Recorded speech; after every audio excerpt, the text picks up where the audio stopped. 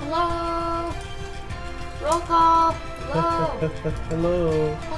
Hello. Happy Tuesday. How are you? Are you good? Hey guys. Hi there guys. Buggles, bugles, buggles. Oh, I can stop whenever you want. How's everybody? Hi Fire Seal. It's another day of an art festival. It's true. What did you just like? A video. Hello. Is it that one? Yeah. I don't know what that's from. What was it from? It's called Party Girl. Party Girl. Sounds bad. No, it's a really good movie. Hi Shay. It's got Parker Posey in it. Fire Seal got it. Oh, awesome. What do you think? Do you hate it? How's everyone today? You come to my stream to hear me on. Yep.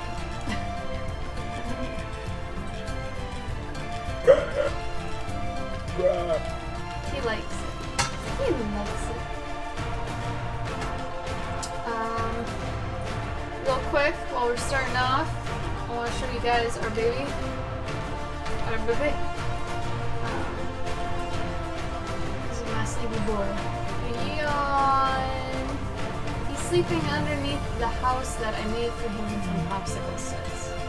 I don't know why he would sleep under it. I mean, it's not like he's trying to stay warm. I don't understand. Hamster life? I don't know. I got nothing. Tell me about your day. What was the best thing? What was the worst thing? If you want to go there. If you want to rant, feel free. Also, we're going to draw. We're going to draw JourneyJune. I am on day 9. I am on day 9. Gabe, what day are you on? 5. So that's good. So Gabe is showing you what to do at the bare minimum. I'm showing you what to do at, you know, if you got some more time where you can kick stuff out pretty fast. Gabe doesn't have a ton of time right now. And remember that we're going to be gone next week. We may or may not stream on the 13th. I don't know. That's up for grabs. That's a Wednesday. Oh, yeah, I don't know. I don't know. Yeah, because we gotta leave on Thursday. Yeah, but for sure the 14th through the 17th. Okay, we'll be gone. So you won't have this. So you're on your own and you can do it. We've primed you for this. Snail spirit. Day 2. Hey, as long as you're doing it, you could turn in all 30 days like the night before July and you'll be good. It's really whatever you can do. If you want the class though, you need all 30. Ideally, you have your own hashtag for your story, hashtag JJ and whatever you want, and you're numbering each day. It'll make our looking through all the entries a lot easier. It was actually really nice. I had someone contact me that wanted to do an Arabic version of JourneyJune, which I was totally for, but I asked them, I was like, hey, could you at least change the hashtag so all the Arabic ones aren't being put under JourneyJune? And at first they didn't understand why, and they kind of had to explain it further, and then they're like, oh my god, yeah, okay, I get it now. Because of the class, we need to go through all the entries and actually, you know, make sure you guys did what you said you did, and then we'll put you in the thing and whatever. We'll have a whole thing about that later. But for right now, we're going to work on our days. If anyone has any questions, feel free to ask. Thank you for the bits, Shay. But yeah, Buggles, like, if you need, like you said, your kid's sick, I get it. Kids are actually the only excuse that we will recognize. Other than that, or if you get like really hurt or you got some mental health stuff, we get it. But really, you're not doing it for us. You know, remember it's for you. Even if for some reason you can't finish it in June, try to finish it another time. You know, it's good to just finish things. But what day are you guys on? Buggles is on day 2. How about the rest of you?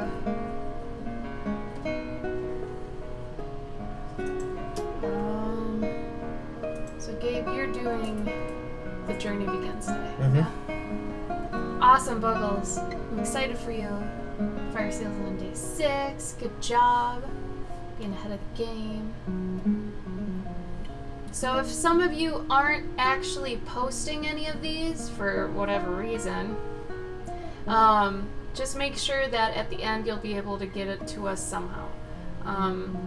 Ideally not an email last case scenario or worst case scenario, just because it'll fill up our inbox with tons and tons of images and stuff, and we don't want that. If you can put it on a web page of some kind, ideally you use a hashtag, because then it's not on us at all, and we can go look for it. That's okay, Gus. They're supposed to be rough. I mean, look at mine. These are not pristine. Her tummy grumbles, and then she's looking for more food. Oh, Hazel. I think also, guys, don't forget, like the reason that, like, let's say, like, mine are not super rough is because he does this all the damn time. Every single day I'm drawing somebody's comic. If it isn't this one, and then it's somebody's paying me to draw one of their comics, so I am used to, like, drawing a page every day. Yeah. Like, I have to do that for a living, so, like, I'm used to. Don't be intimidated. Yeah. In other words. And for me, what I do is, like, equivalent to, like, what you guys are doing, where it's just, it's very rough for me. Like, it's a rough drawing for me. And I know maybe it doesn't look rough, it looks kind of complete, but trust me, there's still a lot of work that I have to go and do on each one of those pages before it's complete. Everyone's on their own journey, don't compare. So, basically what Gabe is saying, he's on his own journey. He's still got things he wants to aspire to. He's still not as good as he thinks he should be. We're all on our own, But we can help each other, but we should never be sizing up one another like that. Because that won't really help anything, It's a time waster, really.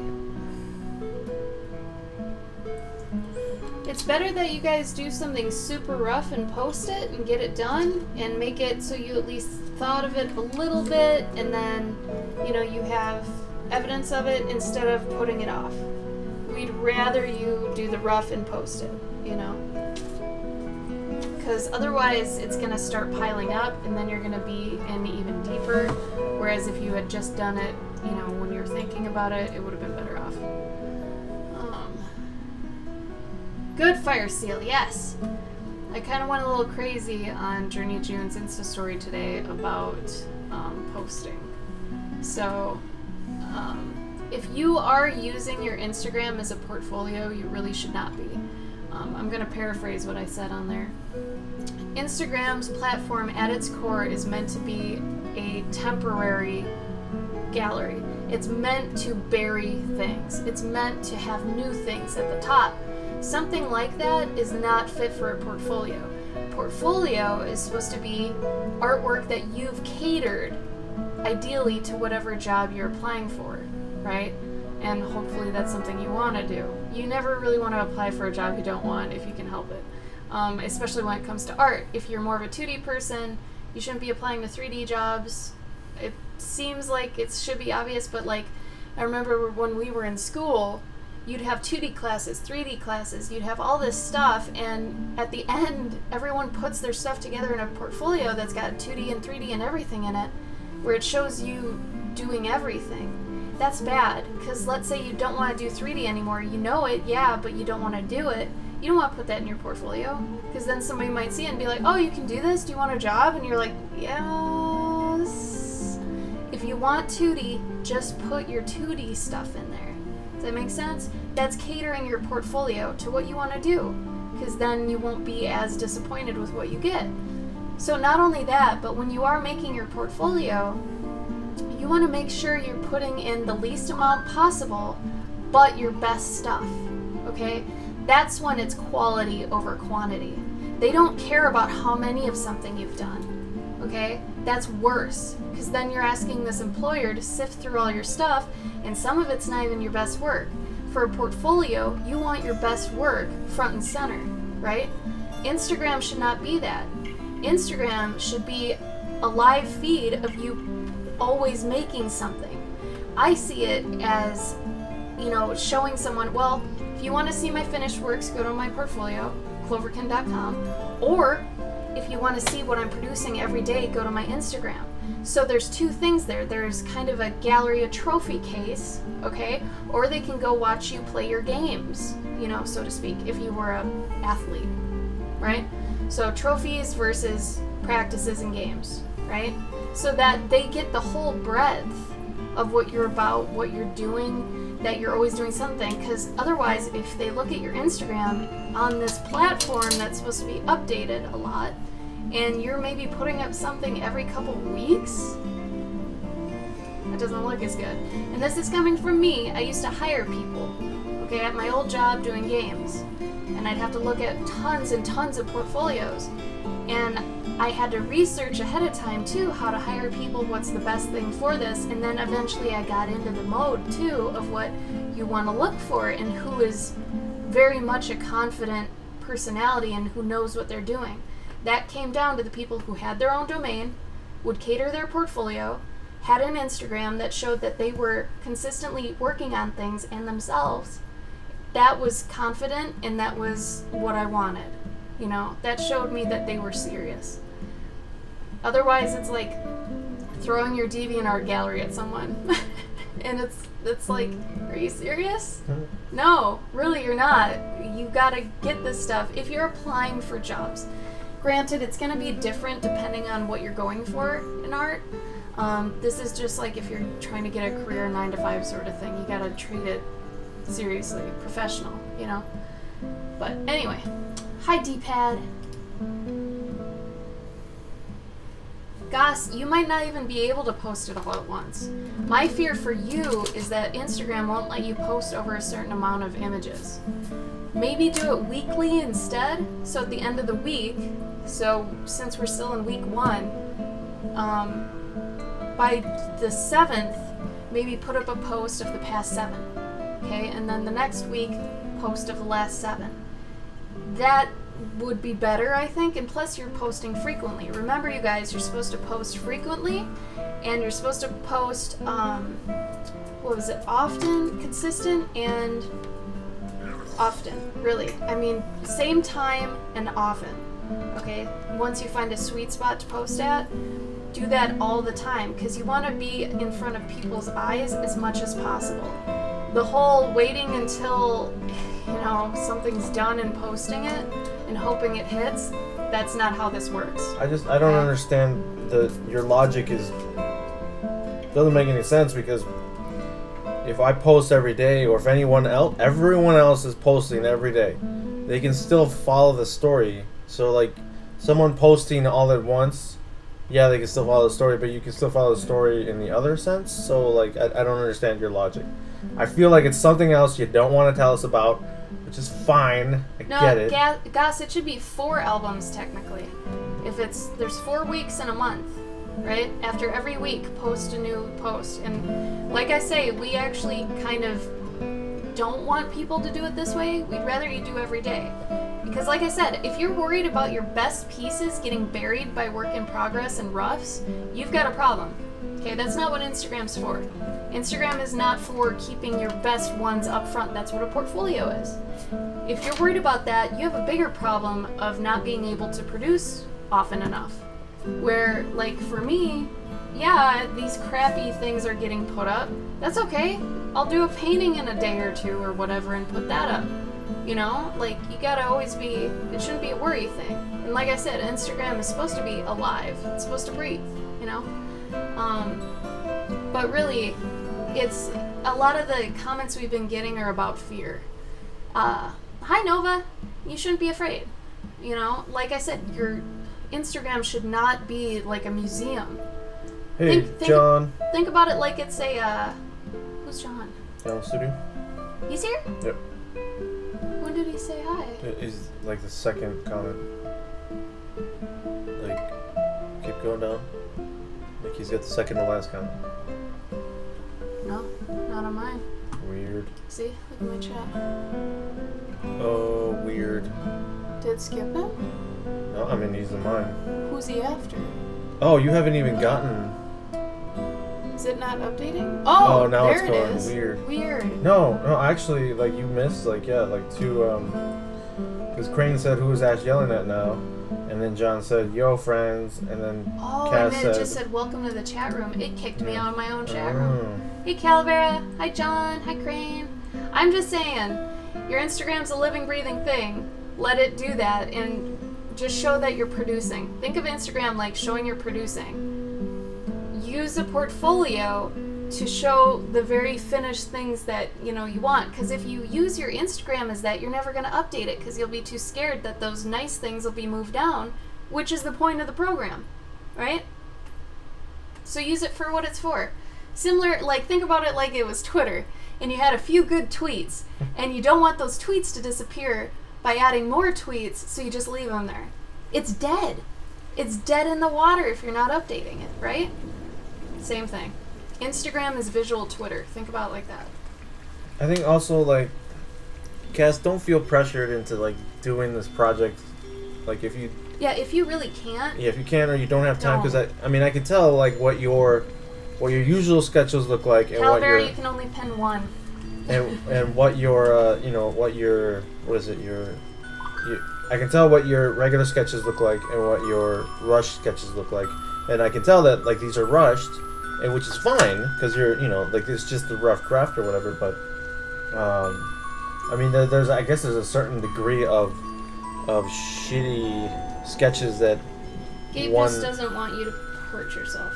Yeah, and it's, like, even I would, to some degree, not post specific things, because they don't make sense to people. And it would just be silly to show that off, unless I was making a point. Hi, Sniggle. Like, like things like this, or even, like I wouldn't post this right here. I don't know if I'm on. Yeah. I wouldn't post this anywhere, because that doesn't make any sense to anyone. And, just it's, what the hell is that? So I get it. I can see the frustration there. But if you are, like, like super busy, we understand. Like, you've got a very like weird life situation, I feel. Yeah. I mean, if you guys have things that are preventing you from doing your best work, we understand. We just don't want you to be lazy. We're trying to get rid of the laziness. And I know, like, Cass, like, you're one of those, you're like one of our buddies, and we know that you are not lazy. And you hardly, I don't think we've ever seen that characteristic come out of you before. So we get it. The rest of y'all are awesome too. Gosh, just do Journey July then for you. There you go. That's okay, Snaggle. We're glad you hopped in at all. Yeah, dude. Well, Calavera, you could post them all on day 30, but that's going to be tough. Think of doing 30 consecutive Instagram posts. It'd probably take you around an hour. And then you get shadow banned. And then you get shadow banned because you're spamming. She's right, though. If I do crappy ones now, I can refine them in July. That's true. It's true. And we're telling people. Like, I've been such a jerk about this. And I think next year, obviously, I'm not going to do this. But I have admittedly been going through the tag and telling people when they've been doing too much. Okay? That's how committed I am to people realizing you don't have to do it so hardcore. And there are a couple people that have been doing digital, and they've been doing fine, and they've been doing awesome so far. So they seem like they're at, professional level of sorts. They can gauge their own stuff. A couple, though, are doing it, and I can kind of see that they're going to burn out kind of soon. So I'm a little worried, but I already told them, so it's up to them now, Stop working so hard. I'm trying to be. Yeah! Hardcore mode. Proud of you guys. I mean, it's funny that we're saying be hardcore by not doing so good. Right? Like, do shitty sketches, but do them a lot. Because really, to us, that matters more. Get the bad out. Do your 10,000 drawings, Think of this. You're already putting 30 in the bank, at least. For Sticky Situation, yesterday, I've got 6 panels here. That's for one day. You know, that's... If I did 6 for every day in 30, it'd be like 180 or something. Apparently the music is too loud for 4 Oh my Crane. god, it is. I'm sorry. Oh. Have you guys been able to hear me at all this whole time? I forgot to turn it down when we transitioned. Have you not been hearing me and you're just like... He's saying something. Oh, Calavera, okay. Build up that buffer. Gabe calls it a buffer. And apparently that's like a comic thing. You build up a buffer. Yeah. Mostly a webcomics thing, but yeah. I will not do that, Crane. Oh. I feel dumb now. Oh well. Oh well. If you heard me, you heard me. If you didn't, you didn't. That's so typically me, though, that I'd go off on a educational rant and then, you know, you can't hear it. Oh, that is not how big her hat is. Hi, Kevron! Kevron! Oh, don't call me lazy. Lord almighty. You're asking for a fight in the parking lot. I love you, though, Crane.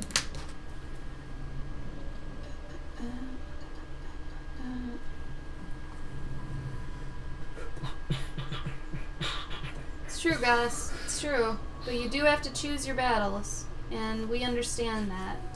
You know, I mean, I wasn't able to do anything for a while when I had to deal with family stuff myself. So, there's a time and a place, you know, and you have to learn when to concede for one thing to do another thing. And that's part of just being, whatever, you know, an adult, whatever you want to call it. I'm an adult. Oh, there's Chet. There's Chet.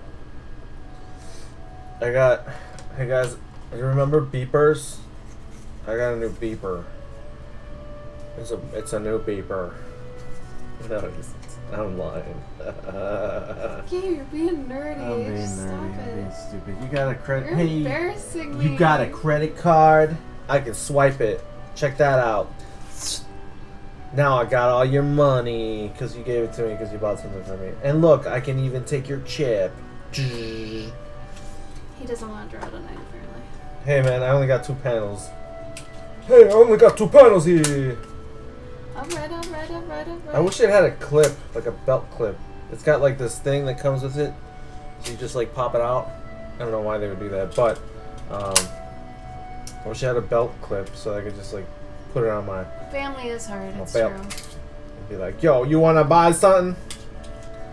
Put your Now, card in there. Sniggle, I don't know about that excuse. The I don't want to do this anymore, I don't know about that. But if she's got to stop because like circumstances outside her, you know, her ability, that's different.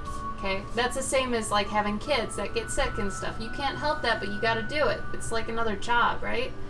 But if you're just not doing JourneyJune because you either gave up, or you don't want to do it anymore, or you just don't have any motivation or anything, that's bad, right? When it's up to you and you say, no. I mean, if you want to be an illustrator but not a storyteller, that makes sense. If you tried it and you're like, no, I don't want to do this, that's fine. Hey, replace JourneyJune with your kids. I don't feel like taking care of these kids anymore. I'm just gonna have them. I don't care. If you want to be a good parent, you want to be a good art parent, raise your kids right. This analogy is very thin ice, but they're all gonna be dick bags. kids are dick bags anyway. Hey man, I turned out okay. No, you were a dick bag for a while. That was society. No. It was the internet did it. No. Yeah. I'm gonna blame MTV. I know, because I didn't have MTV. I 100%. Generation. I 100% blame the internet. If it wasn't for the internet, I'd probably still be a sweet little guy. You are a sweet little guy, and you have the internet. No, I'm saying like if it hadn't been for the internet and everyone being like the trolls, like the first trolls. I learned how to be a troll from the first trolls. Yeah. I like it. I remember the first memes. You remember the first memes? Right, D-pad? I'm there too, man. All of my days now have split from going like they were 1 and now they're 6. Like, sticky situation started like this. She's walking, her tummy grumbles, she's looking for food, she walks into this goo. She's like, what the fuck? And then she turns around, there's this giant ass snail, and she's like, what? So, that's where we're at. And now this is gonna be suitable savior. New character added. So, guess who? Anyway. That's true, Sniggle. That's what I wanted to hear. So yeah, if you didn't want to do that because it doesn't benefit your personal journey, yeah. Okay, that's just being smart, you know? Granted, hopefully you swapped it out with just drawing whatever you need to draw for you, you know? So you're still doing something. Always be producing. ABC. Yeah. ABP. ATB. Alien versus Predator? What do you think ATB stood for? ATB? Remember ATB? Yeah, the band? Was it a band or was it just a DJ? I think it was a band because they had a girl, I thought. I thought it was their names. Maybe I'm wrong. I'm wrong a lot. I could absolutely be wrong. Good. That was ATV, Calavera. ATV, the band, / musician, / whatever. I think they did Around the World, a song called that. Around the world, around No, the that's Daft world. Punk. The other one. Oh. Yeah, it sounded just like Around the World. Na, na, na, na, na. Na, na, na, na, na, na, na, na, na, na. Oh no, it was just one dude. Na, na, na, na, na, na. Well, she was singing in that song. La la la la la. Pretty sure that was them. STD, AFI, ATM. Rome if you want to. Rome if you want to. Oh, what was the song? What song are you thinking now? It's like exactly like Around the World.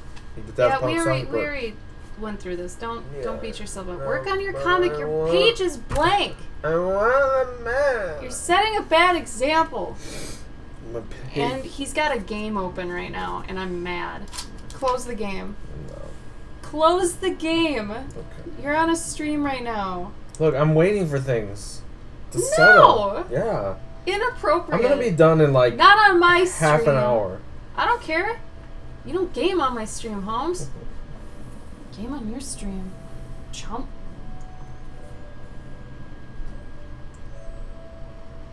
Oh, see now, okay. So this one's gonna be the same as this one, except the bee's gonna come in and take her hat off. A Gungeon? Gungeon? Is that how you say it? Gungeon? Gungeon. I've heard of this. I don't know how, but I've heard of this.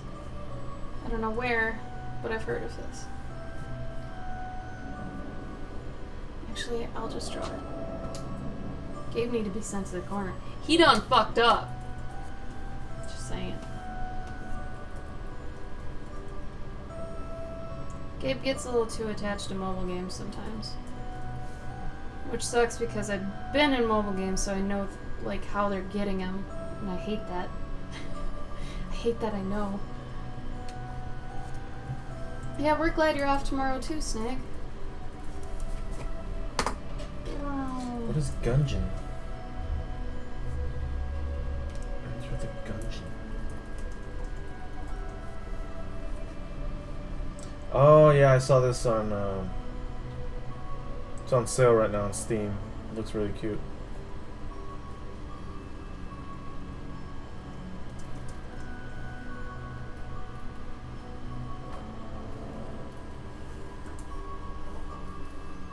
Oh, it's on PS4 even.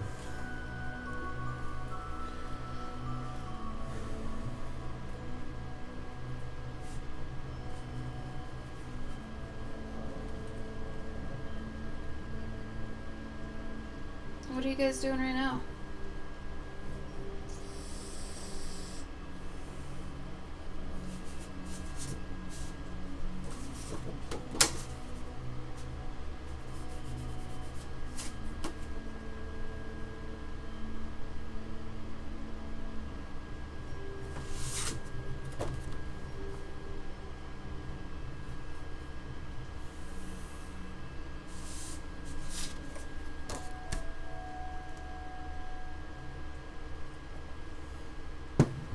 How do you set an alarm 30 minutes late?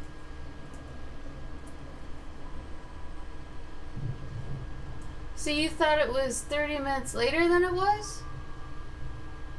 So it didn't do it?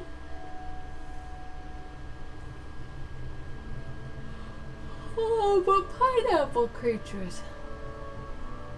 If you want to know any hamster things, Fire Seal, let me know. I can tell you what they eat, what they do. Apparently they sleep under the popsicle stick house you make for them.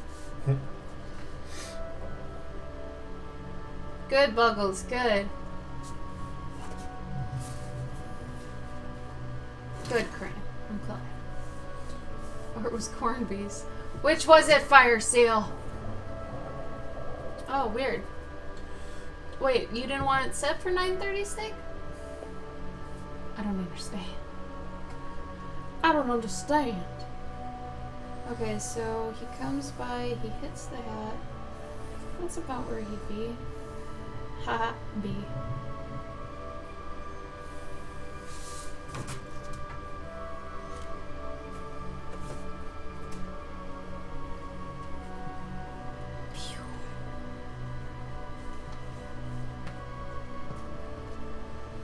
I keep forgetting to put her bag on her. Emily, hello. Hi, Emily. How you been? Oh, doing good. How was your trip? What? You said doing good. How was your trip? Yeah. Oh, weird. Never mind. My brain. It's the pickles. Grape limes. What are grape limes? Ferris limes? What are those? Help! Oh. Oh. Good, Kev. Thumbnails. We're okay, Emily. We are okay.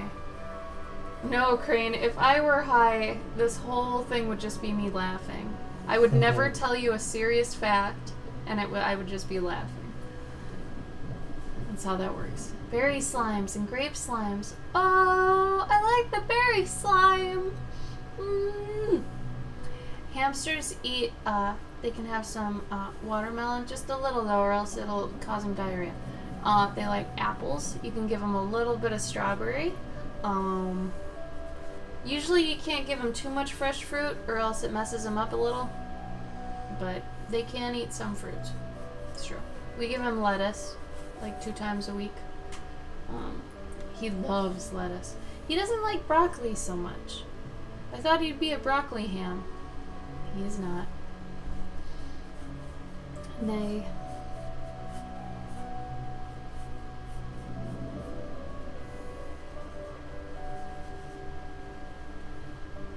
Out pops the snail. What is happening?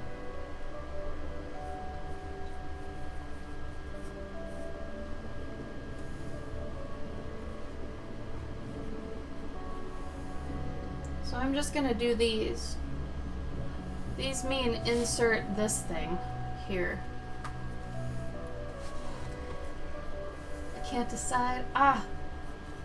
Are they good things or bad things? Because if they're bad things, maybe you want to make them something that hamsters can't eat. Like onions. Freeze-dried fruit. Interesting.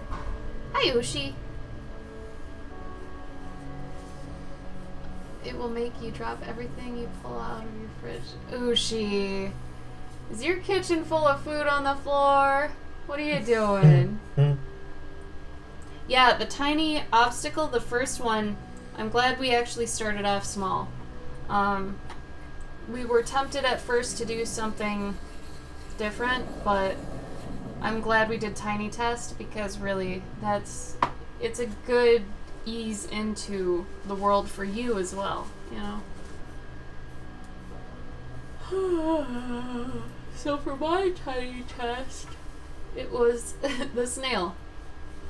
When she came upon a snail, literally a tiny test, she was like, what? So she was running and then she stopped because there's a snail. And all the tracks disappeared too, so she didn't know where to go then. And she just takes her hat and covers it, and then I actually have her looking at it first. And then she sits down, and then she peeps under it, and she doesn't see him, so she puts her hat back on, but he's in there. So that's why the bee, who you don't know it's the bee yet, he comes in and he knocks the hat off, knowing that the big snail is mad because the baby snail's in there. Very tropish, right? Very cliche to do the mama being, you know, over the baby thing. But I'm sure no one's done it really like this. With a bear and a bee and a snail. So, it's my take on it. I don't know. Yeah, my button now is rum. I can't do rum ever again. Mm-mm. Definitely not. Oh, she. I think that means you had too much. You think you had too much? Might have. She didn't mean to. She didn't know. She's kind of an airhead. I love her, but she's kind of an airhead. Like, she won't even have a confrontation with a snail. She tries to hide it. Literally, from her own sight. She won't even confront it, even when she's confronting it. That's her right now. Shit. What'd you do? I might have just drawn Charizard. God damn it, Gabe. Damn it.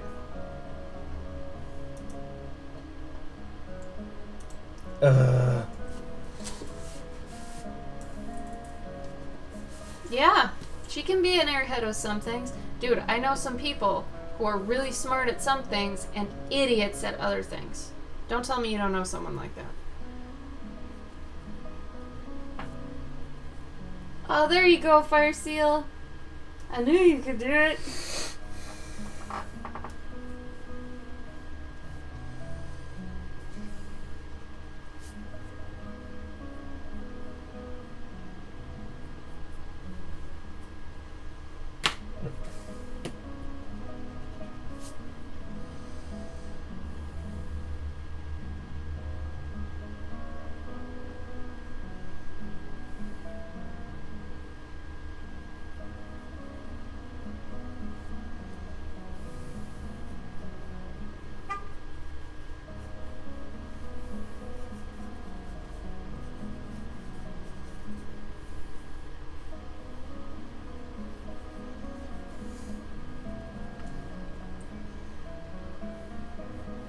Thanks, D-pad.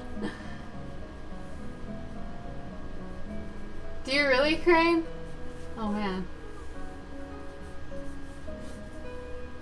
Ooh.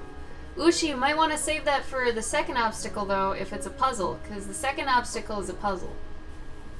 So you could do something mental, you could do something, you know, that you gotta move around, Zelda style. You know, it's whatever you can think of.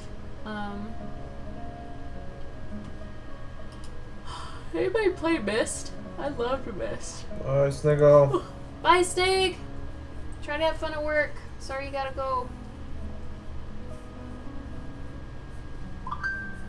Calavera, you could just do outlines of, like, here's a person, here's a person, here's a person, and just put a, like, if they're police or soldiers, put a letter on them that says what they are. You're basically just storyboarding out a story. You're not even really doing a story completely with June. Yeah, see? Overambitious. We were trying to help with that. At least you know, though. And it's only day 5. So, good for you.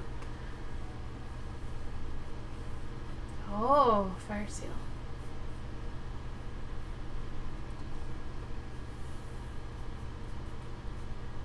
Oh, a declaration. I see. He's gotta go to work, Crane. He's got a life. Hi, Katie. Katie.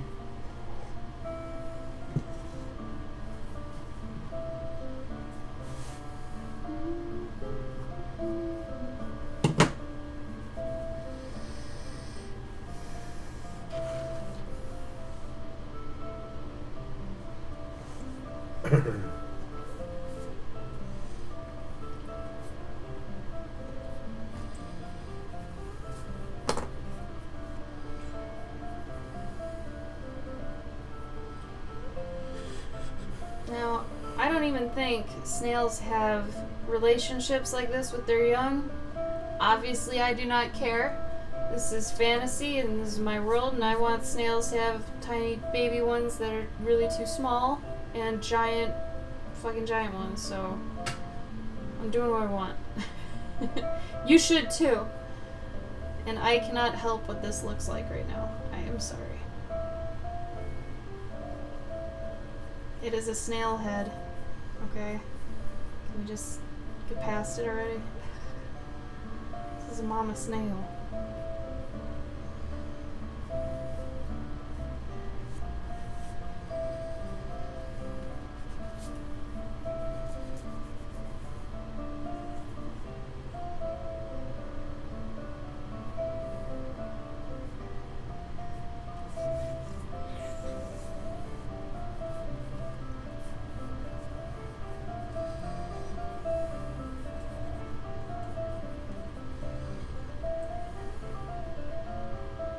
It's true, Bubbles. It's true.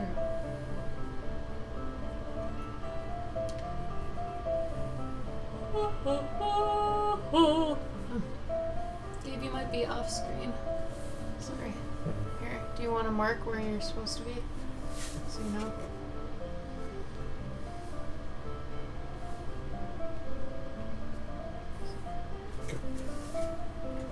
Cool.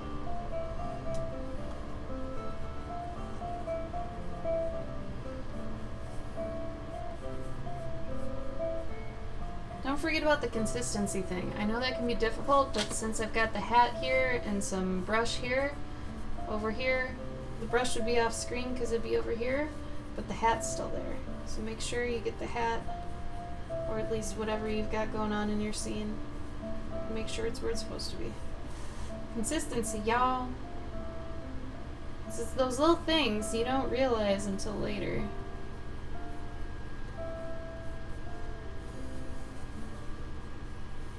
Ooh, I like that crane.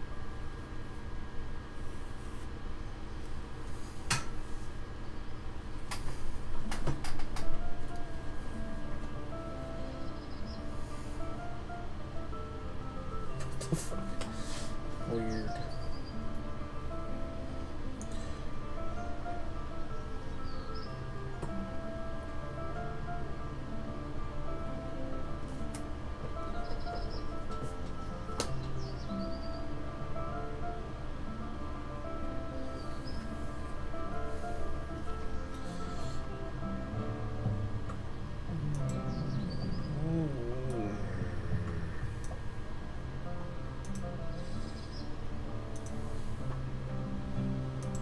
What's Dratini final evolution? Dragonair.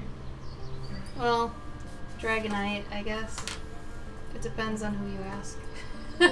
I think Dragonite is technically, but it wasn't in the original 151. Oh, really? I think he was standalone. Yeah. I don't understand why he turns orange. That doesn't make any goddamn sense. Because he looks like Charizard. He's like a big, dumb, fun, cute Charizard. Yeah. No, I don't know. That's what I'm saying. Like, originally it was just Dratini and Dragonair, but I think eventually it became, you know. It didn't say that he was the evolution to Dragonair. I don't remember that. No, I know he was in the original 151, but I think at the time he wasn't said to be the third evolution of Dragonair. I know he was original 151. You don't have to tell me that, but I think eventually he was absorbed into the Dragonair lineage, so to speak.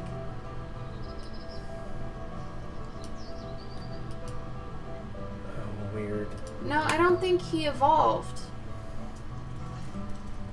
I think he was supposed to be the third evolution of Dragonair. Like Dragonair, Dratini, Dragonair, and then eventually Dragonite, but not in 151. In 151, Dragonite, I feel like, was just standalone. He was like a Ditto or something, where he was his own thing. But eventually, I think they told everyone that he was the third.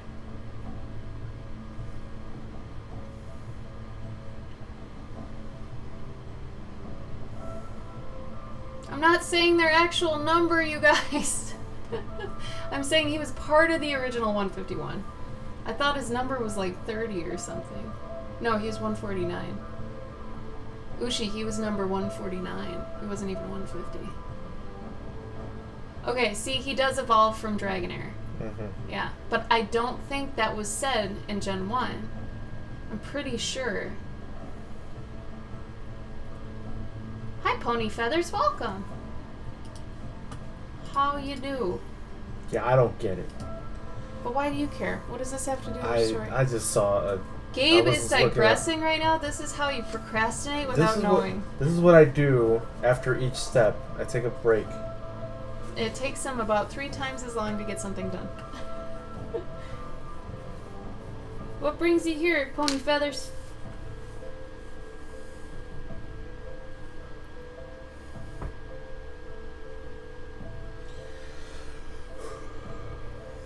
I think my friends just didn't know then that he evolved from Dragonair.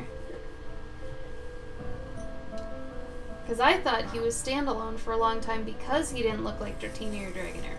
Like Gabe's saying. That sounded like a June bug. Doesn't it sound like a June bug? It does, yeah. Cute. Has anybody seen a June bug lately?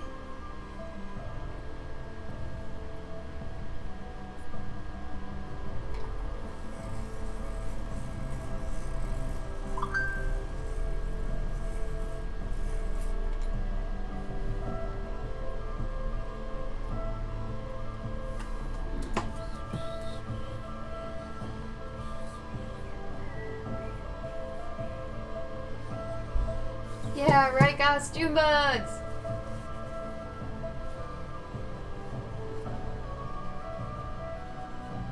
Curious. I'm new to Twitch. Well, welcome to Twitch.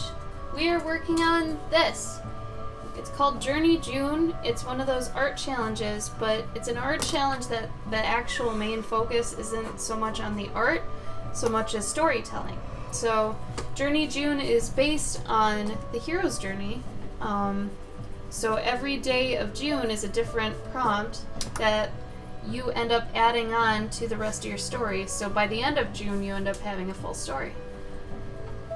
June bugs fall in their bags. Oh, it's true, Gus! I was a bad kid, and I would turn on the light in the garage, go outside of the garage with a wiffle ball bat, and I would crack those suckers. It was kind of fun, but it was terrible. Now I look back, I would have beat the shit out of me. But yeah. Anyway. They're adorable. They're so adorable. They're just so dumb. I love how dumb they are. But they made a really satisfying crack noise. I don't know.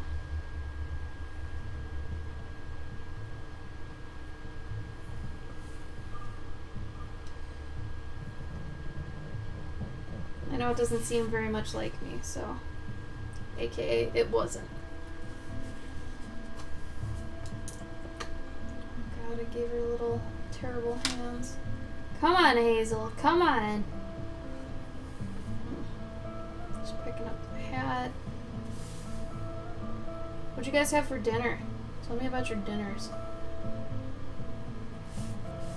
Make me jealous.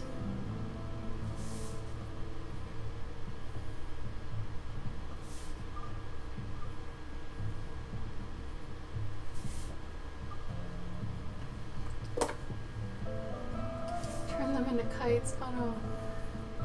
Pony Feathers, if you're interested in our social media stuff, You can find us here. That's mine. And then Gabe's is these. Are these. Ooh, ribs. 3 pizza slices. Not enough! Just kidding. Did 15 sit-ups and my stomach is still crying. 15, huh? Way to go. Oh, fire sale! How big were your slices? Were they like face slices?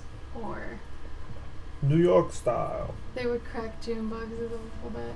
Yeah, I mean, I was kind of a tomboy, so makes sense.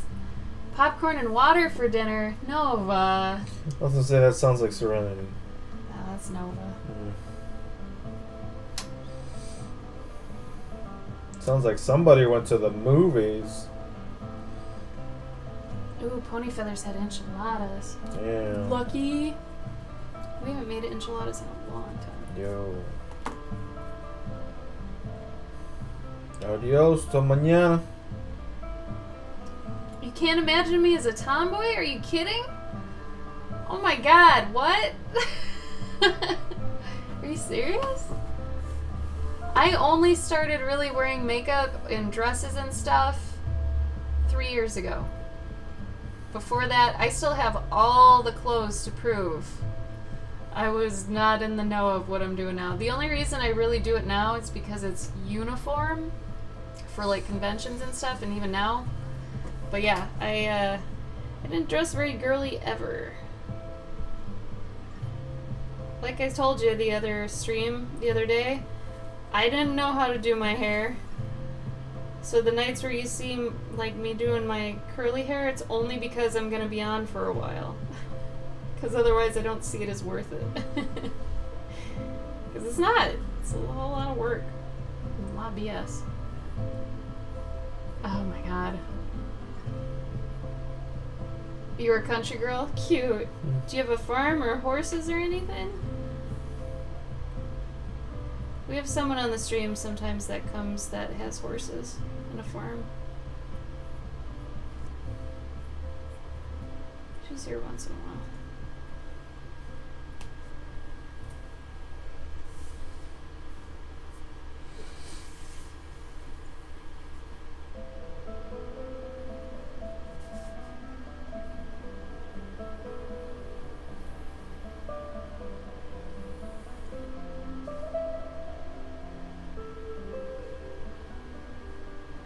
Slime.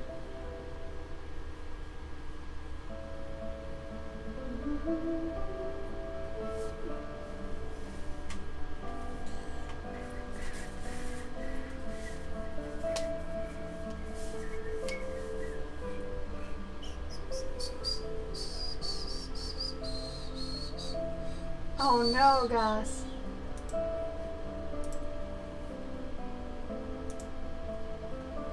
Yep, Pony has the same thing. I never had a good friend that was a girl. All my best friends were guys. Which also made it good to date, because then I knew I was just dating my best friends all the time, so...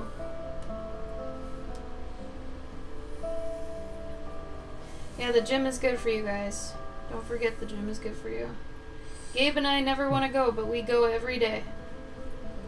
And I mean, think about it. If you just go, you've already accomplished something that day. Whether you do anything else, you at least went to the gym. So that's already a notch in your belt for that day. Think about it that way. You're already not failing, you know? Oh, cool! Pony, that sounds awesome. Oh.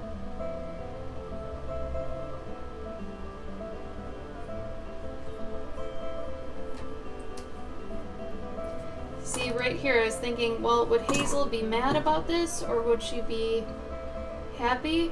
She'd be upset. She'd be like, dang it, why'd they have to knock my hat off like that? Man, now I gotta brush it off and it's all dirty. Like, she wouldn't be mad, she'd just be upset at the, what's the word? What word am I thinking of? Situation? Yeah, but it's kind of like situation, but circumstance. Sort of. Yeah, that works. Alright, Ushi, night. Have a good one. Oh yeah, sun and water knocks kids out. Good call. It's true, Buggles. Disgruntled Hazel Bear. She would be, but instead of being angry, she's just... Oh, jeez. Never gets upset. Look at her, she's like, aw, man. Always feeling sorry for herself. And then the bee's gonna come back, knock her on her butt.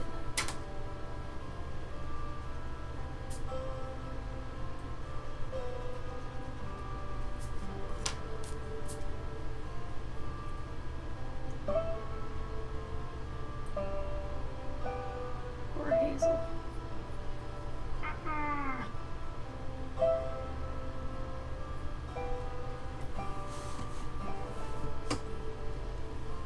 Look at the rad kid on Gabe's page. Yeah, he reminds me of the kid that, like, welcome to the internet! And he's on like a keyboard, right? Yeah. Wasn't he playing on a keyboard? I don't Remember that? know. Yeah, you do! Hold on. I bet if you type in internet kid keyboard, you'll get it. Internet kid keyboard. He's wearing like a sweatshirt and he's like, welcome to the internet! Yeah. Oh, there it is. Yeah, this kid. Yeah! I'm the guy! Well, congratulations on your 16 years, Pony. That's awesome. Fantastic. Good work. Rocket power. I Yeah. don't remember Rocket Power. What was Rocket Power? It was like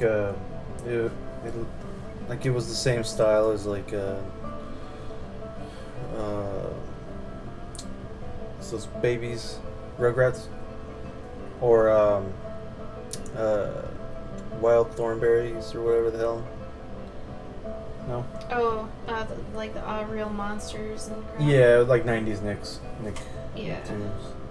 It was like the butt end of that era, so I didn't really pay attention to it.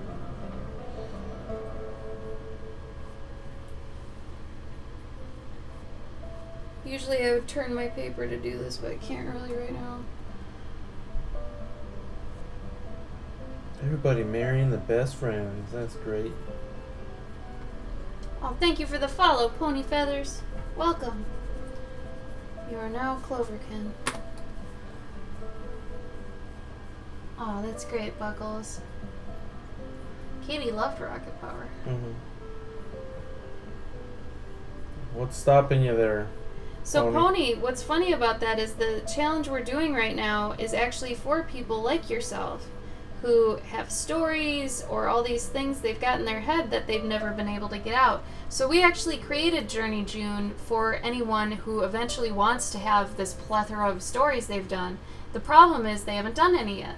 And they might have a ton in their head, but until you put them on paper or even in a book format, no one's going to care. Like, even if you have a couple drawings, but your story's like 10 years old, no one cares until they see it. You know, it's really, I'll believe it when I see it scenario. So instead of talking the talk, we teach you how to walk the walk so that eventually you can end up, you know, doing it for yourself. So the nice thing about JourneyJune is that at the end, if you've done all 30 days, and they really only have to be at this level, like of pencil roughness, by the end, you end up earning a free publishing class where we teach you how to make 3 different kinds of book.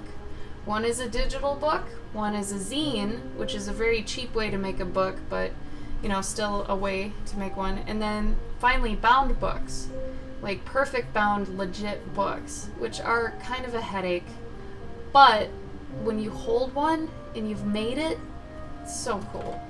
It's really cool. So not only that, but once we've actually taught the class, and if anybody actually takes that knowledge, goes and makes a book, sells it online, we'll make a hub of everyone who's made a book from JourneyJune, and you give us the link, and we'll put up on a web page all the links to everyone who's ever done one, so that everybody could buy each other's if they wanted to. So we have kind of grandiose plans for that, and hopefully we can do it every year. It is a lot of work though, but I think next year it won't be as much as it is right now. But yeah, I think next year we might have a pin or something too, because by then I'm guessing a lot of the people might have gotten the class. We'll offer the class and potentially a pin. But yeah. Oh, Crane. You gotta do something about that. You can hate people and still get a best friend. Gabe's my best friend. He's really all I've got.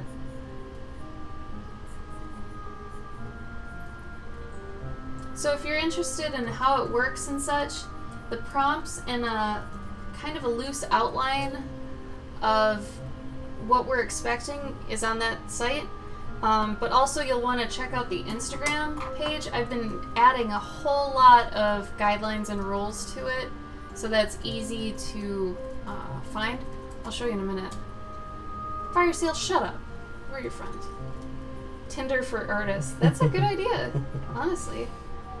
It's called DeviantArt. Hello. No, don't touch that. Don't touch that with a pole. Actually, DeviantArt used to have like the location thing back before location thing was even really a big thing. But that was scary. And yeah, that was scary. That was not a good idea. I definitely found some artists in Chicago that through that, which is cool. Oh. Oh, Buggles! I love that your character's a mom. That's great. I agree with you. Pony, yeah, Discord is like think of a message board that is more like a chat room. Yeah. Yeah. It's basically a forum. Well, it's a forum, but it's dependent on who's running it. So our Discord has all of our stuff in it and the things we deem important and all that junk. If you go to the JourneyJune Instagram, it's actually all the social medias, Facebook, Tumblr, Twitter, Instagram, they're all under Journey Through June, but the hashtag and the actual name of the whole challenge is JourneyJune. I know that can be kind of confusing. But this is kind of my home base. I do post things on the other ones, not as religiously as this one. This one's easy, and I feel like a lot of the people that would partake in the challenge reside on Instagram.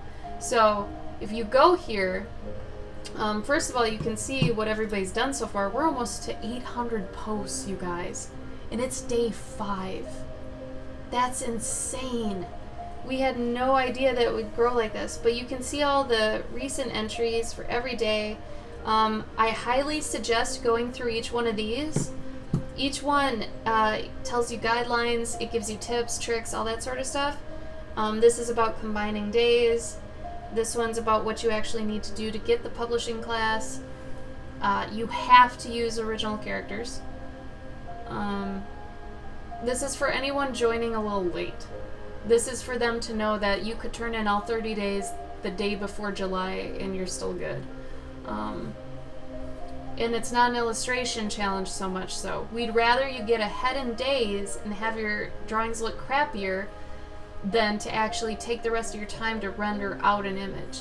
Because this is a storytelling thing. We want you to think more than actually execute. Because you can always go back and flesh out any of these at any point.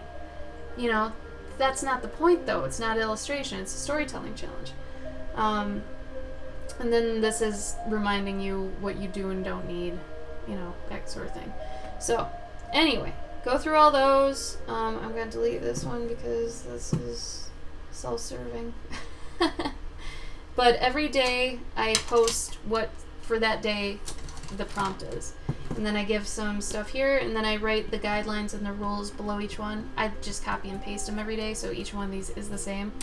And I usually try to highlight a couple artists who have been submitting stuff. I wasn't able to last night for obvious reasons that for Android users, our Instagrams got broken and no one's like worked for hours. It wasn't just like one outage, it was for a while. I actually had to post it at 8 a.m. this morning because of it, but trademark and sell merch. Yeah, DeviantArt got bad, and it's kind of a cesspool, and really the people that cared went to Tumblr, and Tumblr has good points and bad points to it. But that's also kind of a cesspool depending on where you go. But yeah, DeviantArt is no longer for anyone who's serious about art. If you do want a legit portfolio site or anything like that, either make your own, go to ArtStation, CG Society I think is still legitimate, but definitely not DeviantArt. If you send a portfolio link from DeviantArt,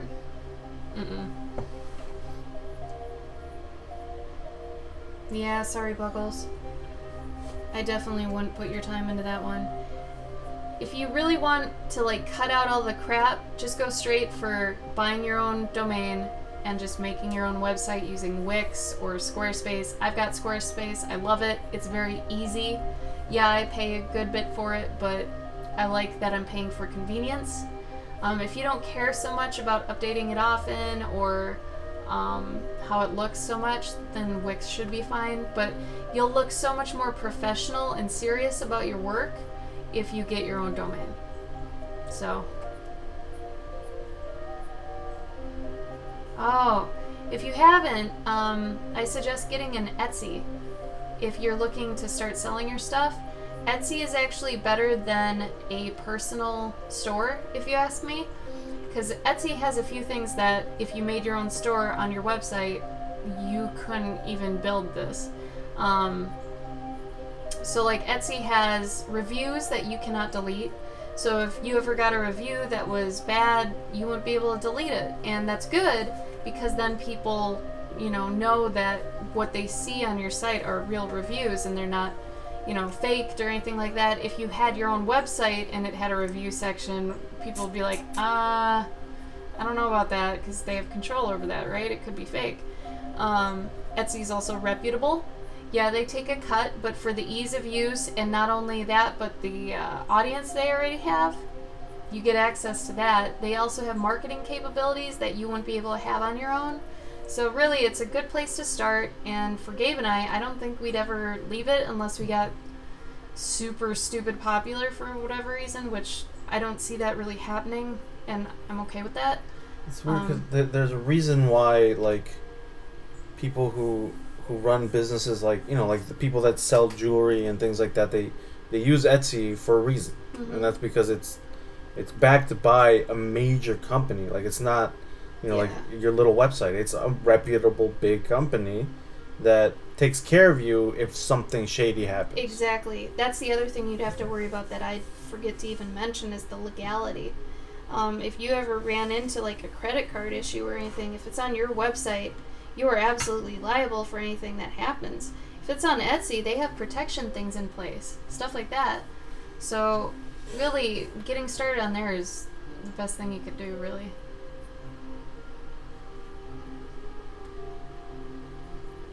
It's not, Emily, unless you're selling $400 commissions. Then it's a couple bucks. But yeah, it's I still use it even though it is that much. I think at this point, if I wanted to, I could just sell the commissions on their own aside. But you know what else is nice? If your primary like selling thing is Etsy, then at the end of the year for tax purposes, they do all that crap for you, so you don't have to add up every single like sale you've made and all the taxes and crap. They do that, and then they just give you a downloadable spreadsheet, and you're just like, cool. So you basically pay a little bit every time for that too, which when you're a freelancer, that's huge, because that's time, and time is money. So another really important thing about Etsy is the you get sort of a discount on postage. It's not like enormous, but like let's say that you have a big company or even like a mediocre company and you're shipping out things like every single day, like that amounts to a lot. But their shipping system is so easy that you literally just hit print shipping label and it already has all the information for you. You just plug in the weight of the product or the package and then the dimensions, and then you just send it off. You print out the thing and you got it. You don't even need to like type in the tracking number. Like it sends them immediately. As soon as you buy that postage, it sends them a tracking number. Not to mention for any international sales, filling out an international slip is like murder. It's like, bullshit. It's like, terrible. You gotta like if you're not doing it online, you literally have to fill out a slip of paper, and it's got I think now it's got like 2 or 3 pages that you gotta fill out.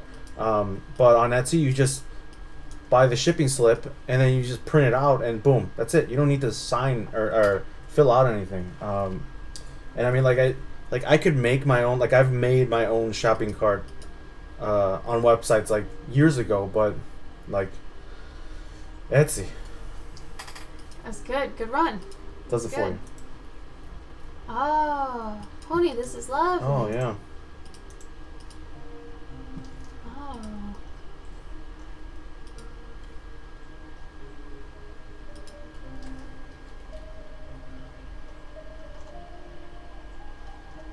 I like how you do hair. It reminds me of our buddy Tim. Do you follow Von Art by chance? Oh, Gabe, you already followed Pony. I just followed. Oh, okay.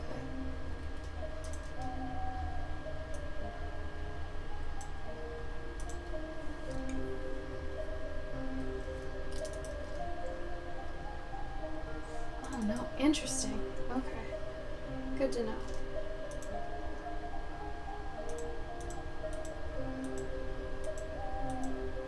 Yeah, Etsy is just good to start off with and have. We should really be getting like sponsored for this, but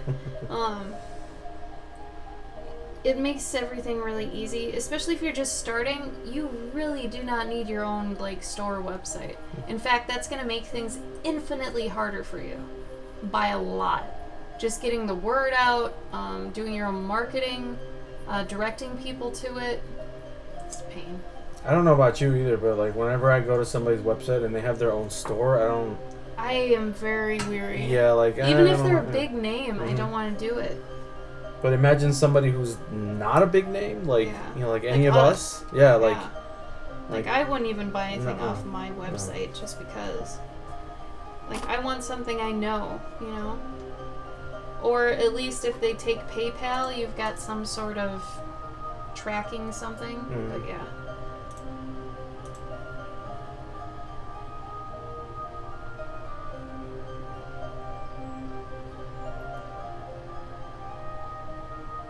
Oh, that's nuts. This piece they did. Oh, Pony, that's beautiful. Oh, it's with colored pencil too. Damn. Good work.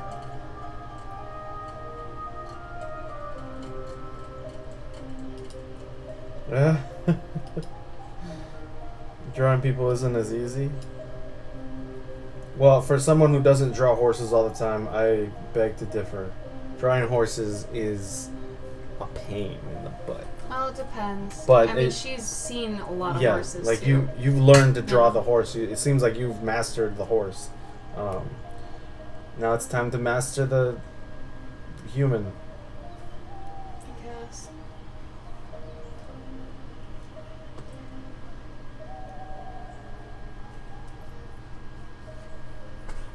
Alright, so got those ready. Now we're on to Suitable Savior. I mean, technically I was already doing that one. That's a few panels. It's turned into a graphic novel all of a sudden. Guess it just happens.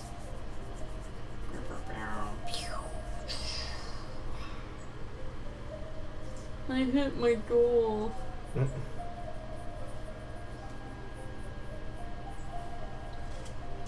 Full-time hours. Banking for 10 years. Woof.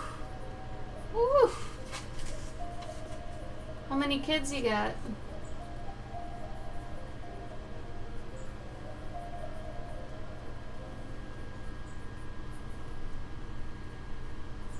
We're in our 30s, so which is a little bit older, I think, than the typical Twitch age.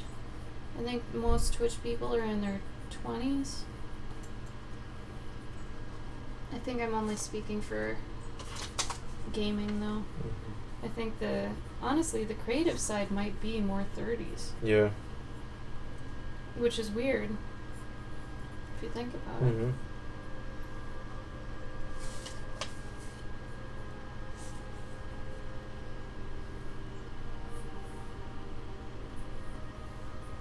Oh, just because we've been doing this so much on the stream, I'll show you guys also that I've been working on other commissions. I had this one I think you guys saw the other day. A jester, a water mage, and a queen. And then today I had to start one that is a little bit darker. It's not very fleshed out yet. There's a cat here that's a chef that's laying on a hammock that's turning a spit with a squirrel on it. And there's a dog here that's dressed as a queen. So that's where I'm at with that. Hi, Galactica. Oh yeah, some are older. It's weird that the creative section, I feel like, is a bunch of older people, and the gaming section is kind of young. Are you already done? Nope.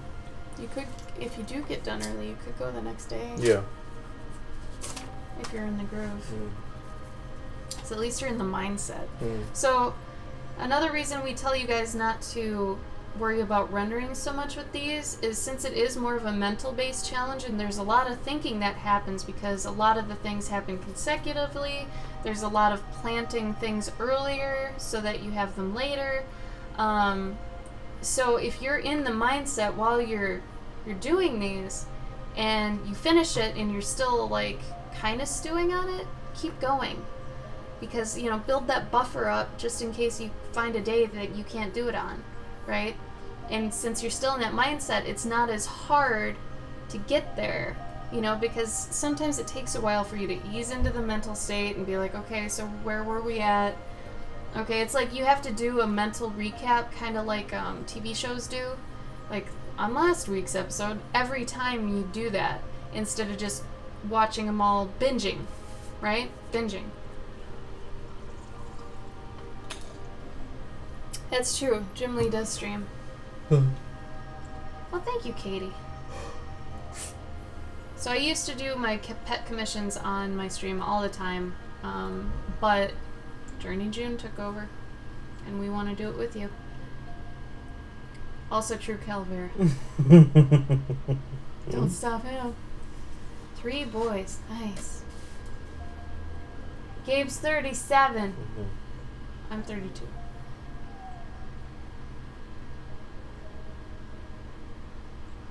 Boys and a girl.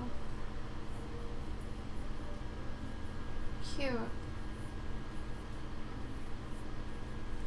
I love it. We haven't gotten a legitimate troll in a really long time. I wonder why that is. I usually think it's you that deters them. But is there, Calavera? I'm not familiar. I kind of like, I purged all my Clerks memories. I left them in the garbage can with I don't know. I was gonna say all my ICP lyrics, but I still listen to those. You never admit that. You never tell people that. It's one of your dark secrets, along with the fact you like country.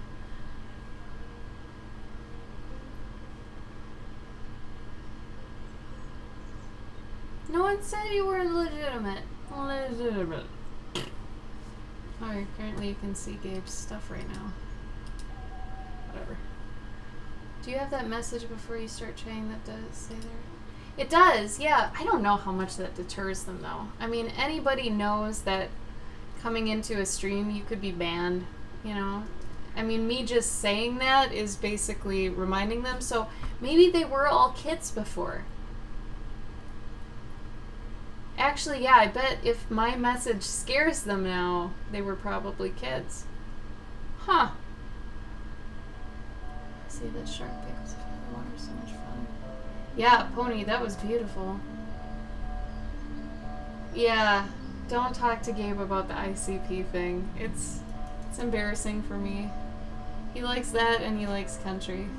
I don't know what to do. Should I dump him? Is that a deal breaker? Country used to be. He doesn't at least listen to it around me. So that's good. It's true, Emily, yeah. Usually adults are sad if they're trolling. Gabe, you can see the bottom of your poster. Oops. Maybe not when I'm sitting. Well, not when you're sitting, but you're not. And you haven't been. Oops. ICP is stranger than country, Delaware says. Yeah? Yeah? They are peculiar. I'll give you that. They got some good messages, though, and some of... Don't talk to me about hoes and keeping your hoe in line. Is that what this is? Are you trying to tell me something? No, I would say that there aren't that many songs regarding hoes? Keeping hoes in line. If anything, it's more about messing people up or staying away from people that are idiots. So it's about beating up people? No, I mean... Does it make you feel like a man? There are some about magnets. Granted, those that song is way after their prime, in my opinion. Magnets? Magnets, how do they work? Yeah, it's a funny song. Is that when they went Christian? No, I don't think they ever went Christian. Did they? Look it up. I don't see how they look could. It up. No, look it up. I mean, they do sing about God on occasion.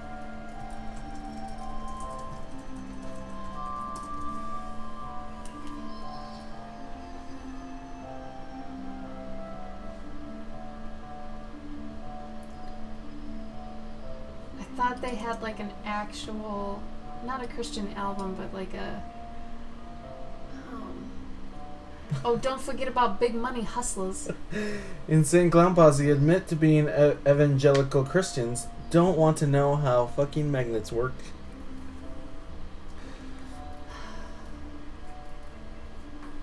Oh my god, the name of their stuff is so bad. I think the biggest problem is that people don't.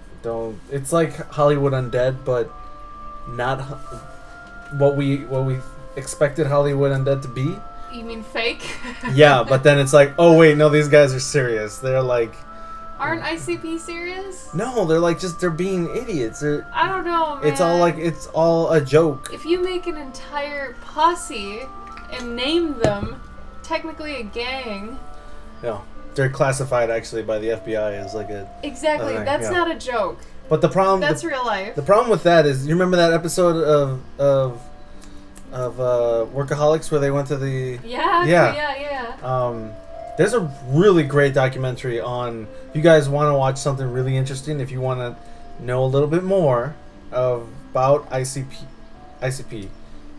look for a documentary on ICP. Just look up ICP documentary. Galvosaur, did they had a prime? They had a prime. But it's a very good look into their culture and the big festival that they put on. I really don't want to spend time on this right now. Nova, do I speak another language fluently? No. Do I look like I would? Because that'd be cool. Gabe does. Gabe is 100% Mexican and speaks fluent Spanish. So if anybody speaks Spanish here, you can speak to Gabe in Spanish, and I won't know what you're talking about, really, because I only took 2 years. Oh. Well, okay, I speak English fluently. Does that count? No. Thank you, Pony. This is Hazel. Hazel is my JourneyJune hero. Though she's kind of not even really a hero. She's not even a reluctant hero, she's just kind of a dork. What's the Discord link? Or maybe here. Let me just read. It's not working, I don't think. No. Well, remember the last time Mama had to help. Half Mexican.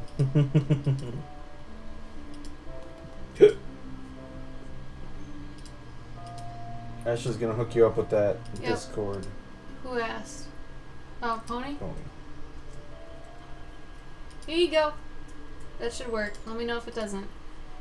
It's like Skype, but not shit. Except Discord doesn't have a video option. And it doesn't... Skype doesn't even have channels. Skype has different people that are conversations in themselves, but it doesn't have actual channels.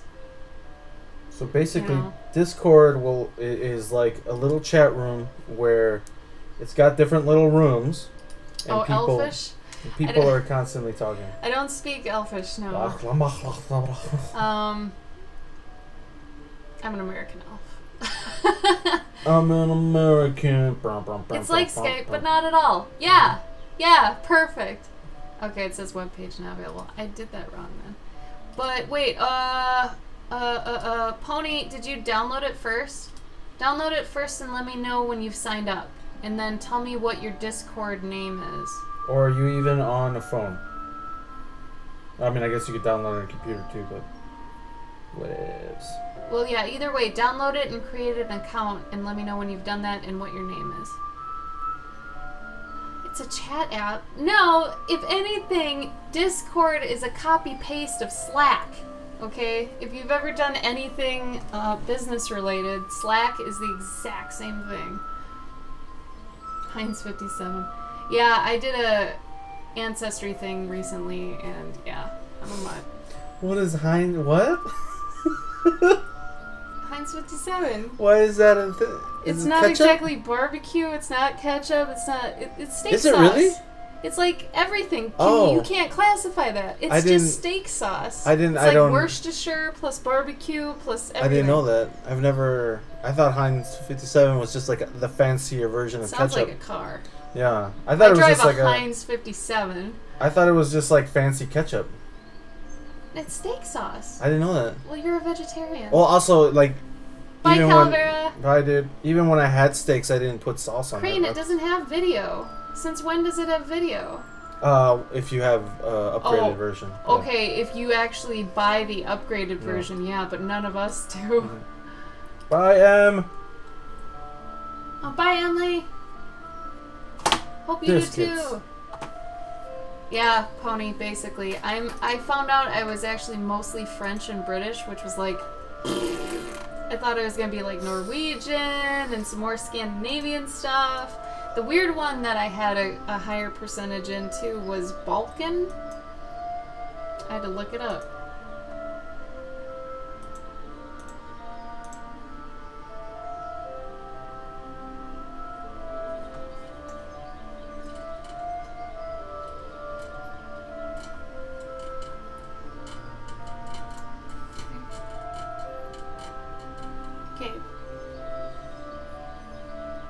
Gabe's in toddler mode tonight, and it's driving me nuts. Listen, I colored 3 pages. I drew an entire page this morning. What are you saying to me? I did a lot of work today. My brain is butts. Well, don't take out your butt brain on my stream. Save it for post-stream when you can goo, like, in your chair and just be like, ugh. That's gross. It's your chair. I'm not gonna goo on my chair. See, Pony, are you sure about that, though? Because every white person seems to say that. Like, my dad even told me that. Oh, you've got a little Cherokee in you. And I'm like, yeah, right. I'm pale as shit. I'm almost transparent. And then I get an Ancestry thing done, and nothing. So I can't wait to lord that over him. But anyway, Pony, until you get, like, a legit test done, like, try the 23andMe or Ancestry, whatever. Because you probably don't. I think everyone just tells everybody else that just because we're mutts and we live in North America. I don't know. I just think it's funny because that's totally a thing. Living in Wisconsin and Minnesota, hear that all the time. Oh yeah, sure. I've got some Aztec in me, sure. It's like the Sioux or the Cherokee, somewhere in there. Mayans? I don't know. Somewhere. I got something. I went to Port Villarreal once. To what, Mom? Villarreal. Crane, no it doesn't. Not for, like, non-paying people. Like, if you look at the bottom left of your screen in Discord, it's just a microphone and just headphones. That's it. Screen share is not a camera either, by the way. It's a screen share. It's different. What kind of pencil am I using? I am using, and I think Gabe's using the same one tonight. Yep. We are using Prismacolor 2mm ones. Yes. They're lead holders, okay?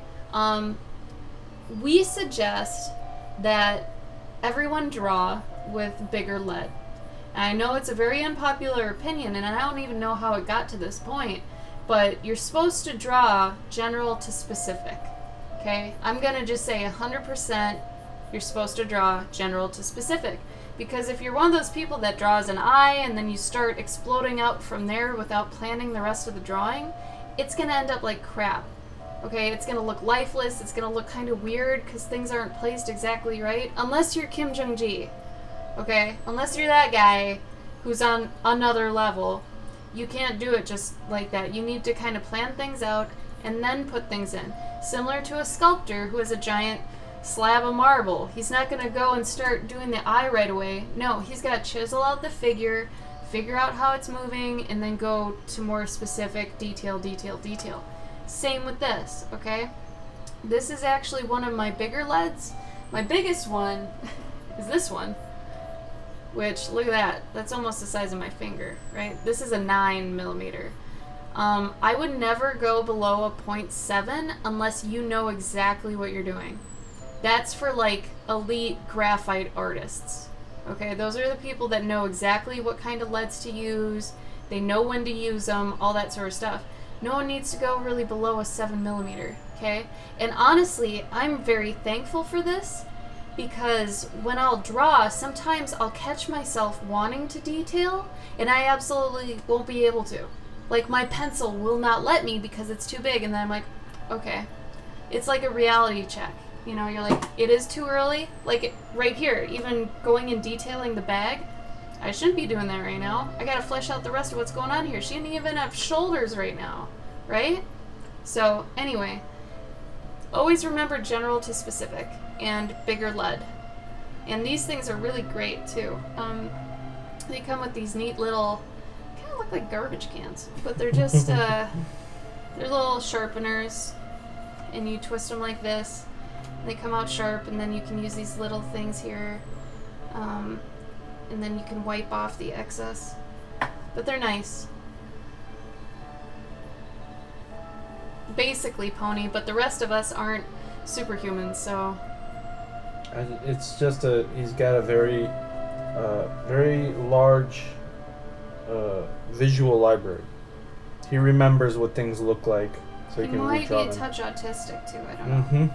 But, I mean, have you seen that guy that can be flown in a helicopter and then he's put in front of a piece of paper? Like, they fly him over a city. This is not Kim Jong-ji, this is someone else. But he's a tad autistic, and they fly him in a helicopter over an entire city. He goes back to a piece of paper later, he can recreate the entire city. It's insane. If you look it up, like, helicopter artist... Penn City, something like that, you'll probably get them. But it's amazing. I think that guy is like full-blown autistic. Like he doesn't talk or yeah, whatever. I don't even think he does talk. I think you're right. They're not Galactica, but they're a better start than saying that I am somewhat Cherokee, which my dad, I believe anyone over my dad. So there's that. Good job, Buggles!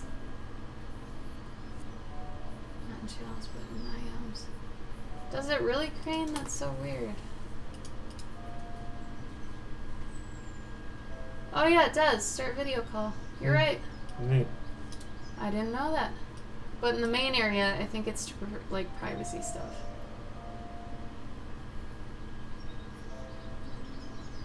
Yeah, right, Katie? It's nuts.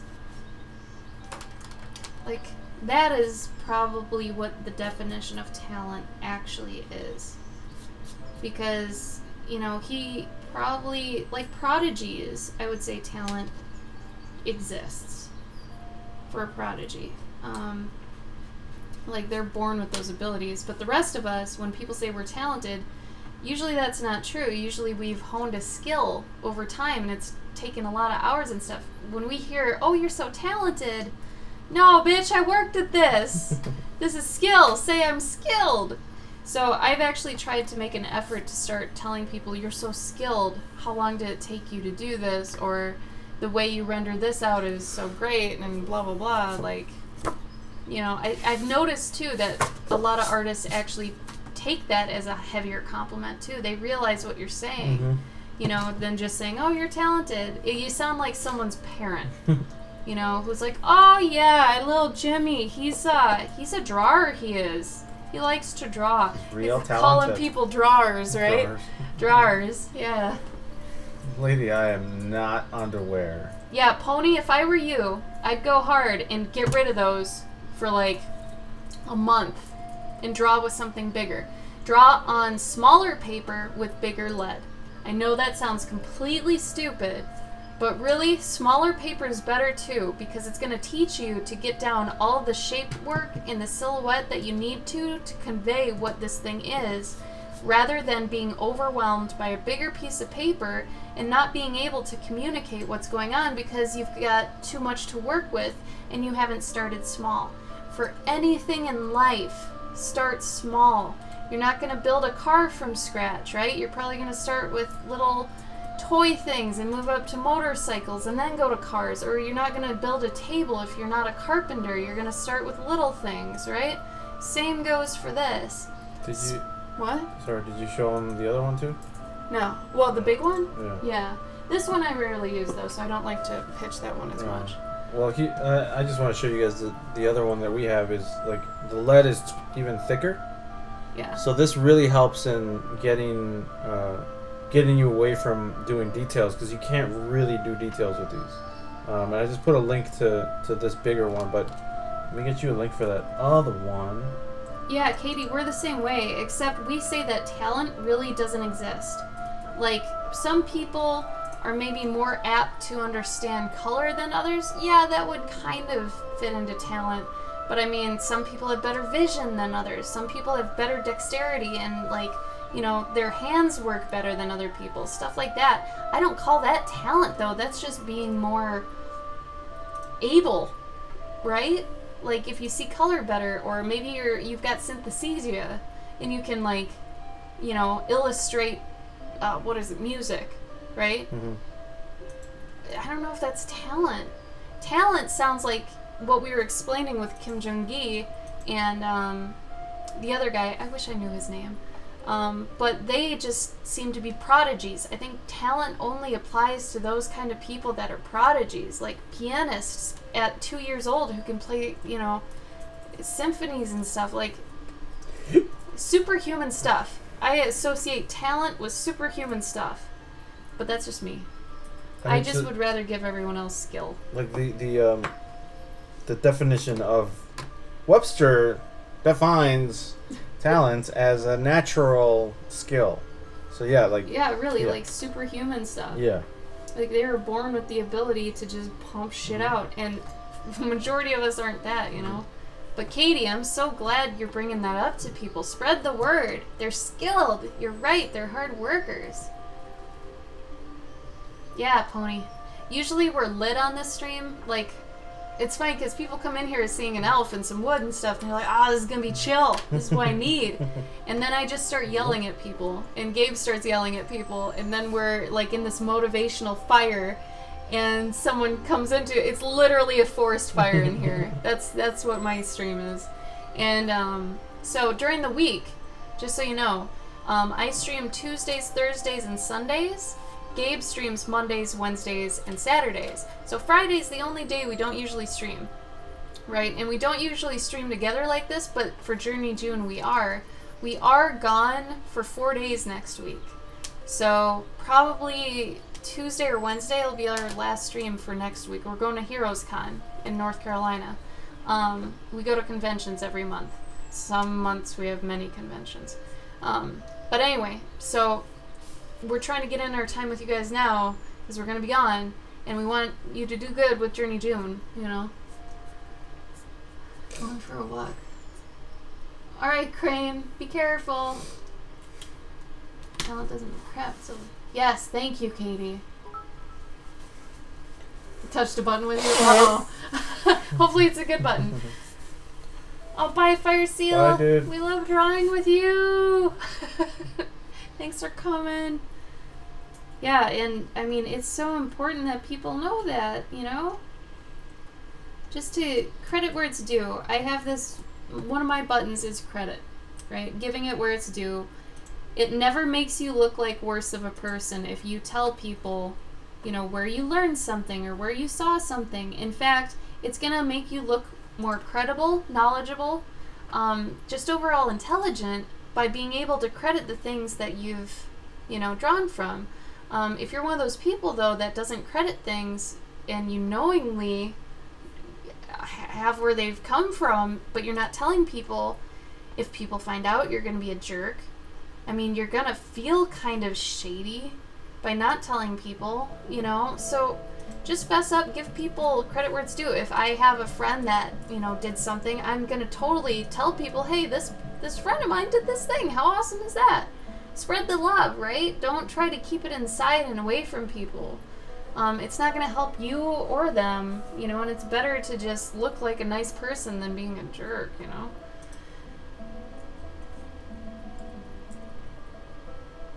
We know about Jake Parker.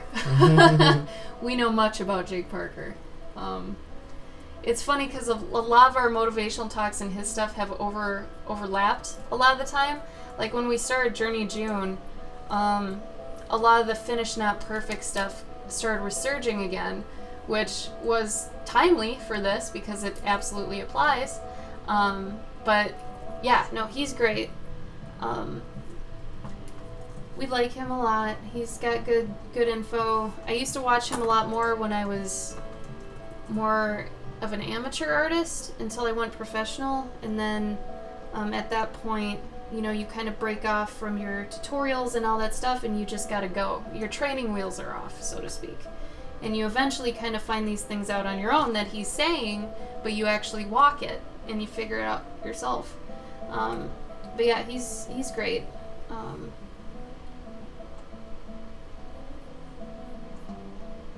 I mean, Inktober is part of the reason this even exists. You know, the art challenge thing, I feel like almost started because of him. Mm-hmm. You know, he started Inktober so long ago, and then, you know, then from that you've gotten Mermaid and Drawloween and all this kind of stuff. And now JourneyJune, you know. Credit where it's due. We totally, you know, hopped onto the monthly art train because Jake Parker had started it. And if it wasn't for him, a lot of these wouldn't exist. And I mean, if it weren't for Inktober, where is it? This book of mine wouldn't exist. So the thing with Gabe and I is that we always usually turn monthly challenges into narratives anyway. So that's why we did JourneyJune this way, because we're doing monthly challenges and fitting their prompts into narratives, regardless, right? However, for this Inktober, it was in 2014. Every page of this was done daily, but then afterwards I went back and I retrofitted a story to it, which took me like 3 days, and I just went through every one of them, and it ended up being a very cohesive story. I was very proud of that. It had layers to it, but, you know, you're only gonna do it if you do it, right? So it was really nice because that Inktober was one that was huge for me. It made me realize I eventually did want to be a freelancer, and I was in a 9-to-5 job. I had a career, and I totally left it because it was poisonous, I was not happy, and I wanted to do this. So really, follow your dreams, blah blah blah, but it's a lot of work, you know? Not his new podcast, Katie, no. He's got a podcast? Yeah, no, Pony. So, this is funny too. I haven't seen anything he's been talking about lately, but the past week, we actually just talked about getting a new sketchbook and basically destroying it right away. So, if you have this fear, because so many people have a fear of their sketchbook and having it look immaculate, your sketchbook is supposed to be a mess. It's supposed to be. It's a sketchbook. It's not like every page is an oil painting. And I think those sketchbook tours on YouTube have really kind of screwed up some starting artists because they think every page needs to be great. But I was telling people, the minute you get a new sketchbook, open up to the first page and do this. Okay? If you can do that in a new sketchbook, anything you draw from this point on is a step up. You're never going to draw anything worse than this. And then it'll be a fun little story. You can tell people why that's your first page. You know, this is the bar now. Nothing else is... You've already screwed up your sketchbook. What worse can you do? Right? So absolutely, if you find yourself getting a new sketchbook and having that anxiety about having to create perfection, no. Open the first page and just scribble something.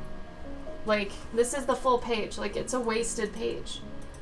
And then eventually I know I'll use it for something and do some doodles on it or whatever, but it doesn't matter. It's not supposed to be perfect. This is a sketchbook.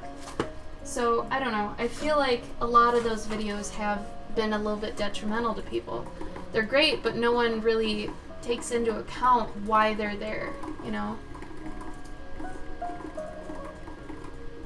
So, JourneyJune is very much a finish, not perfect. We're telling people to just do pencil roughs. That's it. We don't want you to render it. We don't want you to color it. We don't want you to even ink it. Because that's not what this is about, right? Whenever I catch someone doing more than that, I'm like, have you already gotten ahead in your days? You know? And usually if someone's really good and you're like, okay, they know what they're doing, I'm not gonna, you know, tell them, but yeah.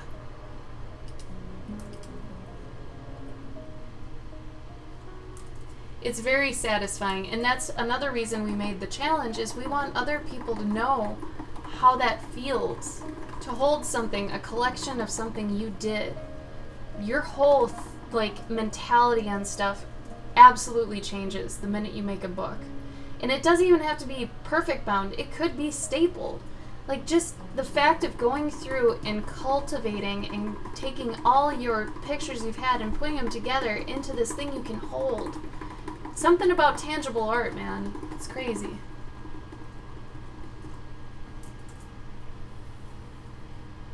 Yeah, don't worry about being perfect. Screw up that first page and you're gold.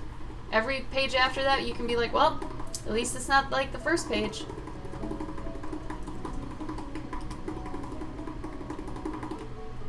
Oh, that helps too, Buggles. Toddler sketches.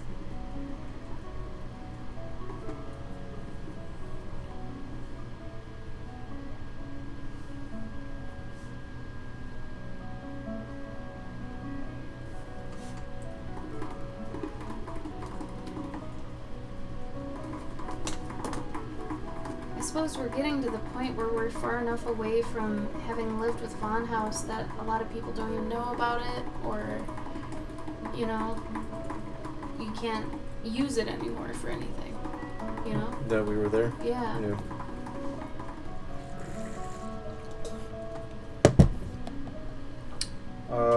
I didn't know. I did. So a part of our publishing class that we're going to offer is Gabe's going to tell how to do a Kickstarter, basically, for a book, or tell how to go about it. He ordered a lot of really nicely put together books, but I'm going to show you the side where it's just small runs. I order about 50 to 100 at a time. He ordered 1,000. 1,000 of these. He has hardcover, gold, like, lined pages with, like, fabric on the cover. That's, like, what is that? Embezzled? Sorry, embroidered? Embossed. Embossed, thank you. So that's, like, high-tier shit, right? Mine, not so much. If you've got a couple bucks lying around, 200-ish, you can get a run of 50 to 100 bucks, right? Gabe's, though, it's a lot. He did a Kickstarter for that. He got around 13K, something like that, but he ordered 1,000 books. How much did that cost? It's close to 700 or 7,000? 7K. $7,000. So you'll get the breadth of both of those things, as well as how to make a book for free. So that's why we're offering that. Yeah, it's kind of crazy. But that's part of it. Is knowing what's out there is the hardest part, and especially if you're just starting and you're getting into the art sphere online and stuff, knowing who to talk to and what they've been through helps a lot. So, anyway. Because knowing is half the battle. It is. I mean, we also, like I said, we do a lot of conventions, so... Gabe's a professional comic artist, by the way. I forgot to mention that. Do you want to talk about what you've done? I've done comics professionally. Who you've worked for? So I've worked for DC, Image, Marvel. Legitimately, too, not like sketch cards. No, well, I guess Marvel, not really. I've worked on a Marvel property, but that is the link to the book if you guys want to look at it closer. But more recently, I've worked for Oni Press, who's responsible for such titles as Scott Pilgrim, and Rick and Morty, and Invader Zim. But so I've been doing that for like 15 years.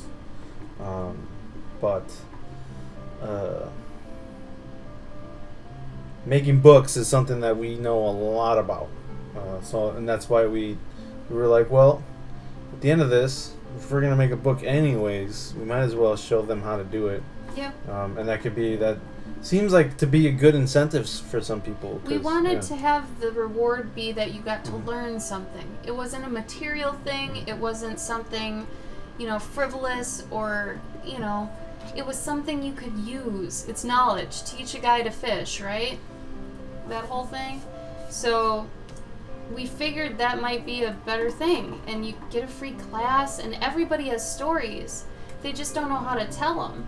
So that's where we come in, and this is where we're trying to kind of switch up the game, and where it's not an illustration challenge, it's about the story. Because once you finish all your storyboarding, technically, your thumbnails, you can go back, let's say July and August, you go through and you diligently polish and finalize all of it, and then you compile it, and then now you know how to make a book, so what's stopping you from actually making the book? Make the book. And then you can hold it. I think a lot of the problem is when people want to make something or make a book or tell a story, they're more held up by the fact, well, yeah, I could do it, but then what am I going to do with it? I don't know how to make a book. I don't know where to go to figure out how to make a book. So if we teach you that, you know the beginning and the end. All you got to do is fill in the middle, right? No, I didn't work for Scott Pilgrim. I worked for the company that produced that, put out that book. Yeah, so the publisher. Yeah, the publisher that made that book. I worked on books for that company. I mean, do you have some of your issues around of Life After and Dead of Winter? Don't. You should always have those next to your desk for this reason. I did, but I have to put things away. Ugh.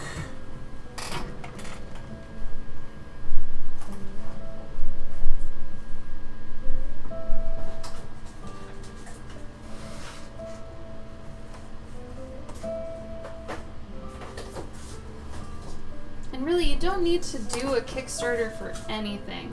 I feel like also artists are a little bit pressured into doing a Kickstarter, and really, you're only gonna do well with that if you've got the pull. And if you don't have the pull, you're probably gonna fail, unless it's a really tiny goal, like $400 or something, or like up to 2K maybe. But really, unless you've got a bunch of people following you online or anything like that, it's not really in the cards. So that's why self-publishing is one of the best things you can do, just because you have full control of that, and going to conventions and selling them online is going to help a ton. So for anybody who's familiar with Dead of Winter, the game, the board game, I did the comic based on the board game, where Sparky is the main character.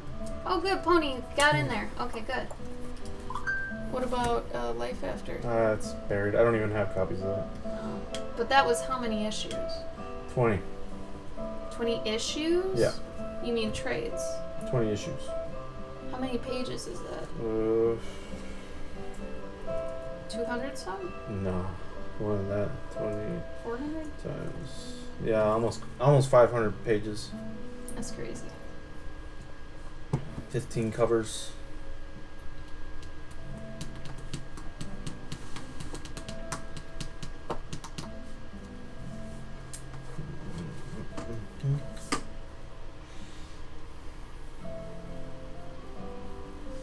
He's a good boy. He fights zombies.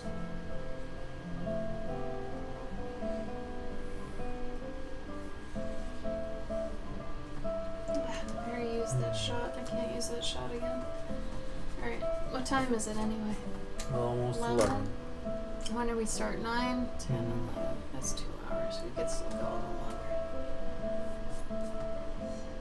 Let's see. What's after this one? Oh, cooking.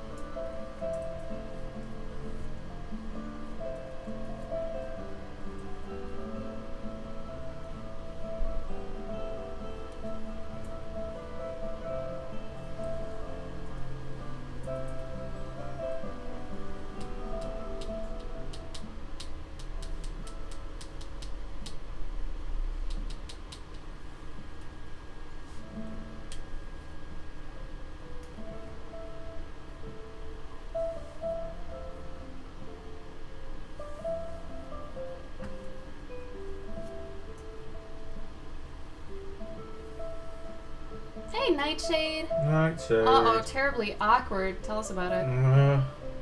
Oh, no problem, Pony. Let us know if you have any questions on anything. That's usually what our streams are about. Is we're very motivational. We try to put a fire under your butt. We have a lot of information. We give lots of mentorships too. Let me see if I have the mentorship thing. Mentorships. So, in case anybody is interested in any of these, let me know. We have a starting Twitch one these ones are flat fees. So, you basically do the 80 bucks and then I give you everything. This is a little bit different. Products depends on like prints, books, whatever you need, whatever you want to do. Usually this one would come after the convention mentorship because, you know, you want to start conventions, you don't know how, we give you a document, all that sort of stuff. Commissions, I have 40 right now, and this is how I teach you to, if you for whatever reason get that many, how do you handle it mentally and like tangibly on a board and stuff? How do you keep track of all that? That's what that is. The gauntlet is I personally kick your ass for as long as you need me to. And you basically pay me to do that, and we figure out what your journey is, your personal art journey, where you want to be. And depending on that, we have all these intro interviews we do first. I had 3 people in the past 2 weeks email me for an intro interview for the mentorships, and they didn't end up getting them because I told them they didn't need them, basically. So you end up emailing me. I'll tell you if you need it or not, really, if we can help you, you know, because if we can't help you, we're not going to take your money, you know. So I'll let you know, well, I don't think we can help with that, but some resources you could go to are here, here, here, and here, blah, blah, blah, blah, blah. I'll try to point you in the right direction, because sometimes people just need someone to kind of mirror off of until, you know, okay, well, I'm in this situation, you know, what do I do to get here, all that sort of stuff. But if you do end up getting any of these, then we figure out a lesson plan for you, depending on what your level is, and we go from there. And the gauntlet is basically a very catered class that is specific to you and what you want to do. So anyway, those are the mentorships. I maybe only have room for 1 person right now, so because I am too busy, but those exist. I called my brother-in-law and said, have a good night, bro, and he says thanks, love you too. And there was 10 seconds of essence left. Okay. No, Nightshade, call him back. He's probably used to saying that to his wife. I'm guessing. It's like at a restaurant when the waiter says, enjoy your meal, and you say, oh, you too. And then you just sit and wallow, and then they come back and they're like, doing good here? And you're just still thinking about it. Yeah, I feel like that's the same thing. I'm not Canadian, but I am Minnesotan, so you're gonna hear it. It's the oohs and the ahs and the otens. Otens, yeah. Coat, boot, what else? Hi, Sponge. Spongy! Hi, Spongy. I don't know, Nightshade. It might have been how the actual conversation came to a close. I wouldn't blame your voice or anything like that, but how it came together might be more of the reason he was in the mode, okay, we're leaving, okay, I love you, bye-bye. And it's like, oh, he probably didn't even realize.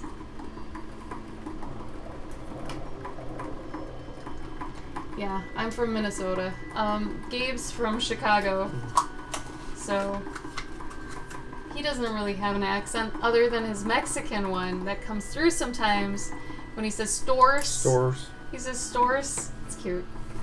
No, I wouldn't blame your voice, Nightshade, unless your sister has a manly voice or you have a woman voice. I don't know. I usually just wouldn't blame that because I've done the same thing, but it's usually because of how, you know, the rhythm of a conversation, what you're used to saying, you know. I totally wouldn't, you know, blame it. Oh, bye, Spongy. Hi, Sponge. Sending a bro text. Just use the emoji of the strong arm, and he'll know you mean business. Oh no, Pony! That's awesome, though. You're a cowgirl, though, yeah? So that fits you. That's great. If I do slip into Minnesota, let me know. I like knowing when I do it. It's like the least sexy accent there could possibly be. It's so funny. I don't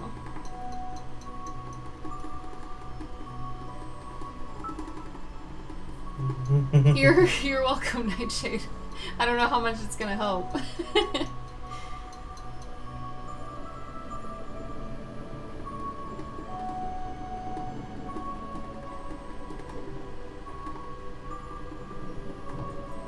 I think the bee is going to be her courage. I think through being with the bee and seeing how he barrels into situations, she's gonna gain her courage. Mm.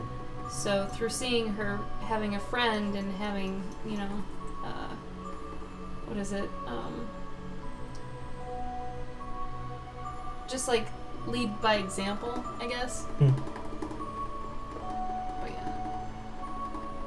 Oh, good. I'm glad it made you smile. We have someone that comes in here sometimes that I think she was from Georgia originally. She has a really cute southern accent, and it's great. I've given her some feedback and had hangouts with her based on her art and stuff, and it was adorable. It's absolutely adorable. Nightshade, speaking of bees, how are your bees? Have you done the thing with the royal jelly yet? I just looked into that recently. I can't tell. Okay, maybe you know because you're more in the bee realm. I can't believe I said that.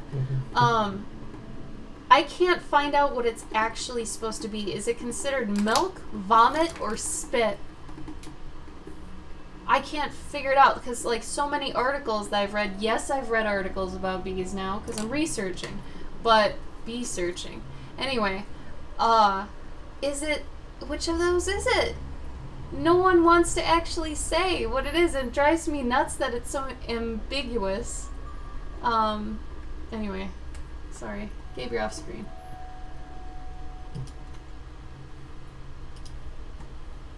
Minnesotans say bless your heart. Except they say it's a passive-aggressive thing. When they're talking to someone about someone else, they'll say, oh, bless their heart. They mean the best, but, you know, this, that, or the other thing. They'll always precurse a diss with, oh, bless their heart. You know, it's funny.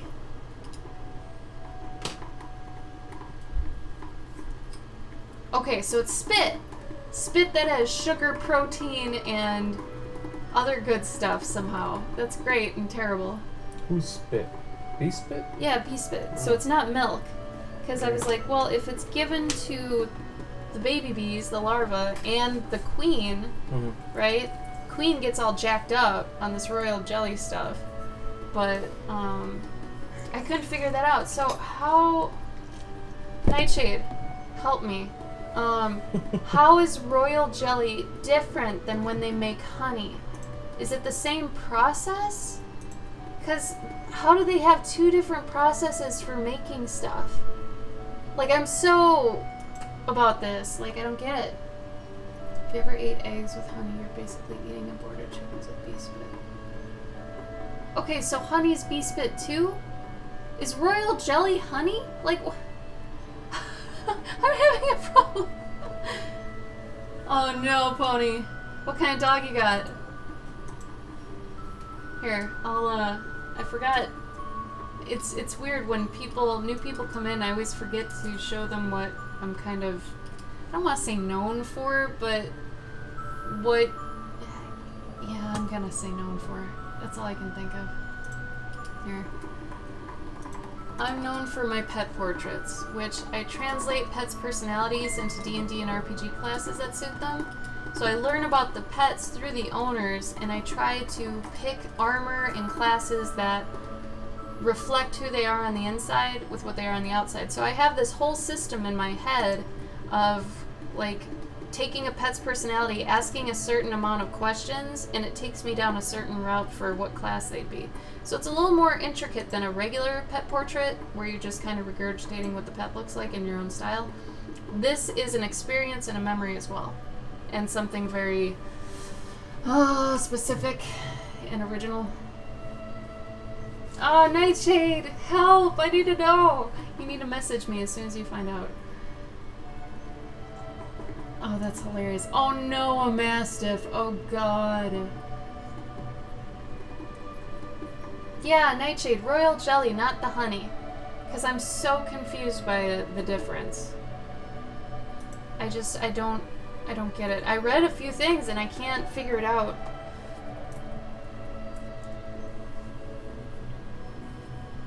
Because I want to know if I can incorporate that.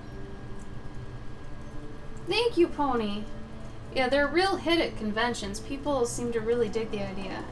Which is cool, because I love doing them, because I do a lot of medieval fantasy animals anyway. I mean, Hazel included. I know this is a bad representation, but you know what my art looks like. It's on the Instagram. But, yeah, so anyway. Usually on my stream I'm doing those, and I tell the owners too that they can usually watch them be made if they want to, but if they're savvy with Twitch. A lot of them aren't. My demographic is usually older folks who don't know computers, which is totally cool. I'm surprised they know D&D usually, but I get a few that are in their 30s or 40s too, which is nice.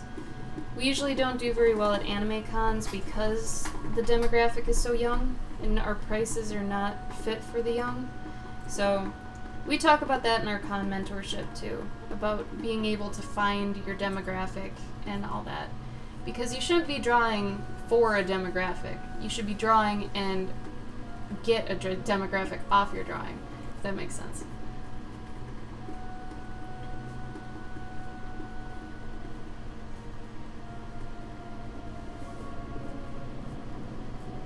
Never draw to please, because if you're drawing something you don't want to draw, and sure, it might be getting you follows and likes, but you're eventually going to be unhappy. Don't do that.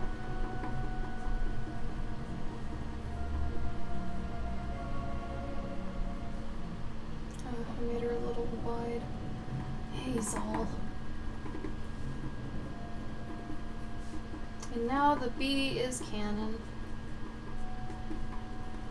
Which I'll never have to probably name him, so I'm okay with that.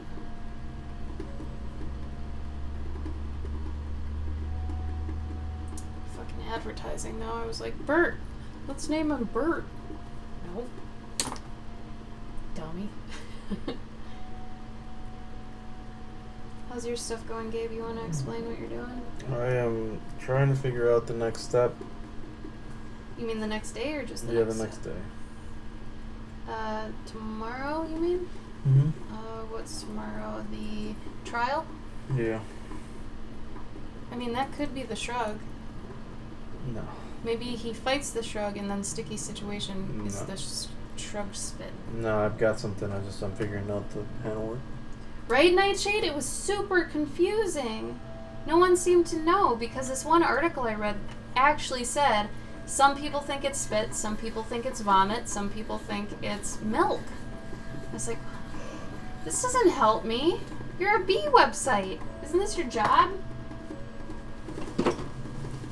Lord Almighty.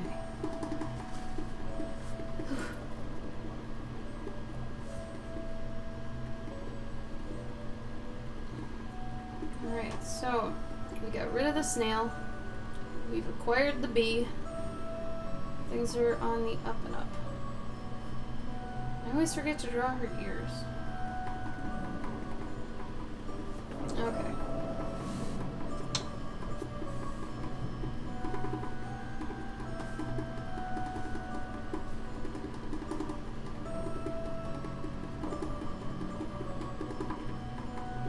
If you hear what sounds like drumming in the background, that's our hamster. That's Kukui. Took a very cute video of him tonight. If anybody likes hamsters. Let's see if I can link it. Yes, I think I can. Yeah. Here you go. This is my cuckoo. Bee spit without pollen. Okay. Okay, that makes sense. So then honey is bee spit with pollen. And it's done this chemistry reaction thing to make it into honey, yeah? Okay. That would make a lot more sense. I'm trying to think of something equivalent to that. Oh, I have an equivalent. That doesn't work well. Never mind. Okay, cool! That's good. Good to know. There is an equivalent to that, though. It has to do with guys. These are cool. I would be our starter home.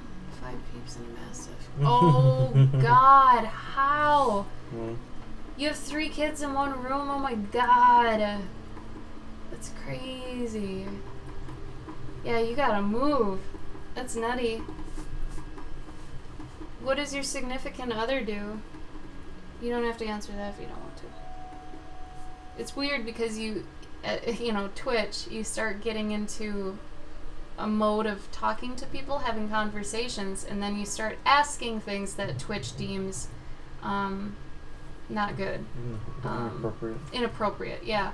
So once I catch myself saying that, I have to be like, you can answer if you want to. Totally up to you.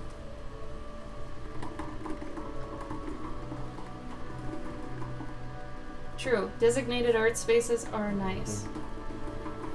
Okay, so now they need to go have dinner. Maybe it should rain.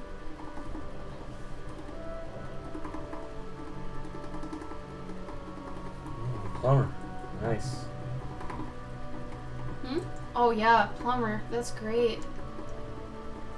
I love that plumbers and electricians and stuff have the apprenticeship sort of thing and the mentors and all that. I think that's still so cool. I mean, granted, I mean, obviously I like the mentorship aspect of stuff. I'm gonna start changing this into rain. It's gonna be raining. Oh wow, 5 years. Dang. That's amazing, though. Those are the sort of things, though, that'll always be needed. Always. It's a very smart move.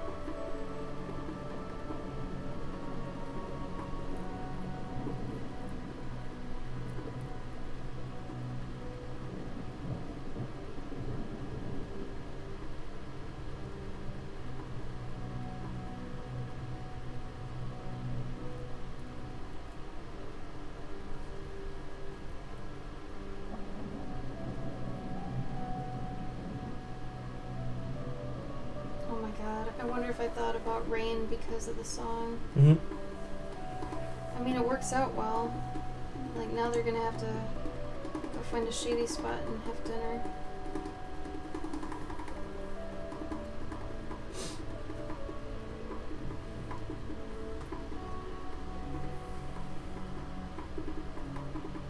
Have you done bees before? Like, that's how I heard that in my head, Nightshade. Excuse me, have you done bees before? Like, it's so... Oh,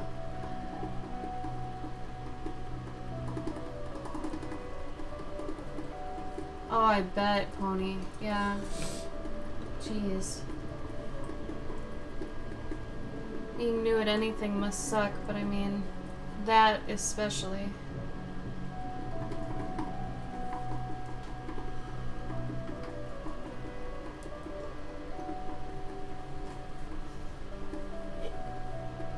That's not where that would go. Have you had bees before? Have you done bees before?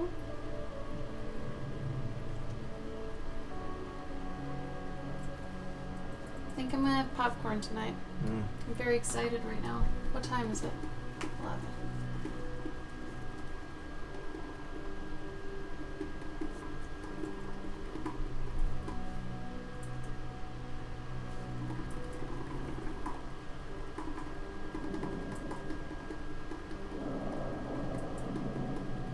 Ren sent me a pug video. Mm-hmm. He sent it to you too? Yeah.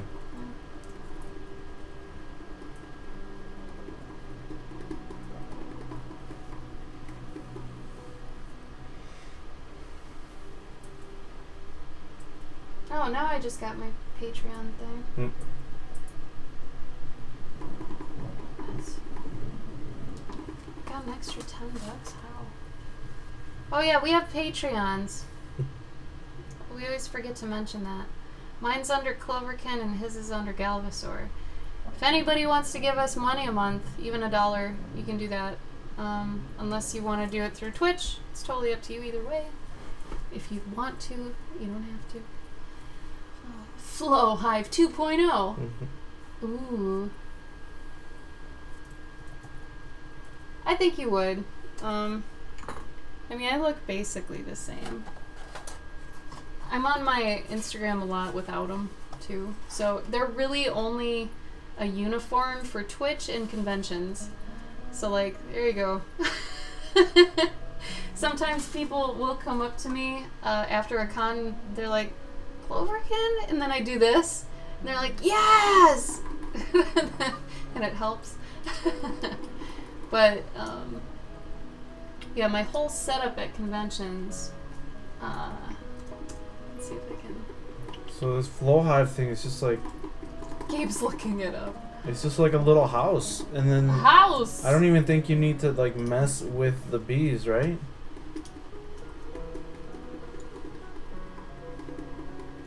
So my whole con setup is basically a little tree that I take with me, and I'm an elf merchant selling you goods.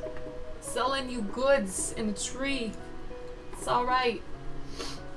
I think you would. You'd recognize me. Though they do very much become a part of me. Which is funny. I even ended up just making it canon and making this character off of me. So whenever I ask for commissions or whatever, I use her. Which is so weird because usually you draw the character and then you cosplay the character, but it happened the reverse for me. I was this, and then people were like, do you have any, like, reference pictures of your character or anything? And so I had to make some because Cloverkin's character sheets didn't exist because it's me. So yeah, it was confusing. Right? Pony. So I was in mobile games for about 10 years, and it was a 9-to-5, 40-hour-a-week job, sometimes a lot of, like, overtime. Oh my god, I forgot the word overtime. That felt great. But mobile games are poisonous, so I got out of that. It was awful. It was just money-hungry based everything. Games were not pure, you know, for fun or anything like that. It was just for money. It was awful. So I have a big background in gaming. I mean, not AAA gaming by any means, but, you know, I know my way around. I could make a game if I was given a programmer, that sort of thing. But I did that for too long. I wasn't doing enough for me, and I turned 30, and I was like, no. And then switch. So. You don't have to remove the cells to agitate them. Normally you'd have to open the super and remove the cells with a special tool. Yeah, in Nightshade, we actually watched a whole video on bees tonight in beekeeping.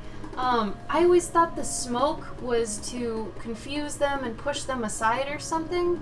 I didn't know, like, what did it do again? It wasn't what I thought it was. The smoke pushed them down? Yeah, I think so. Yeah, the smoke pushed them down, and I didn't realize that. I thought they just they couldn't see or they got confused or something. But, I don't know. Yeah, oh my god, I hated the politics. That was the worst part. Especially since majority of our team, we were a very small company, like 20 to 30 people, and majority of the underlings were like in their 20s, and everyone that was a higher up was like in their 40s or 50s. So there was a like huge parent-child thing going on, which did not flow well in a business setting, you know, because of course the kids were all like, oh yeah, we're having fun, you know, we're making games together, and we kept going back to like that indie spirit where a lot of people make games with that indie spirit, and they, you know, they turn out great, but once, you know, the hammer comes down from the higher ups and they're like, well, we don't have enough return on investment and we're sinking a lot of money into this, and they would think we didn't have enough experience and stuff. I had more experience by that point when I joined that particular company than everyone there, because I had already worked 5 years at another gaming company and these people were all new at it, but no one wanted to believe me because everybody thought I was a firecracker.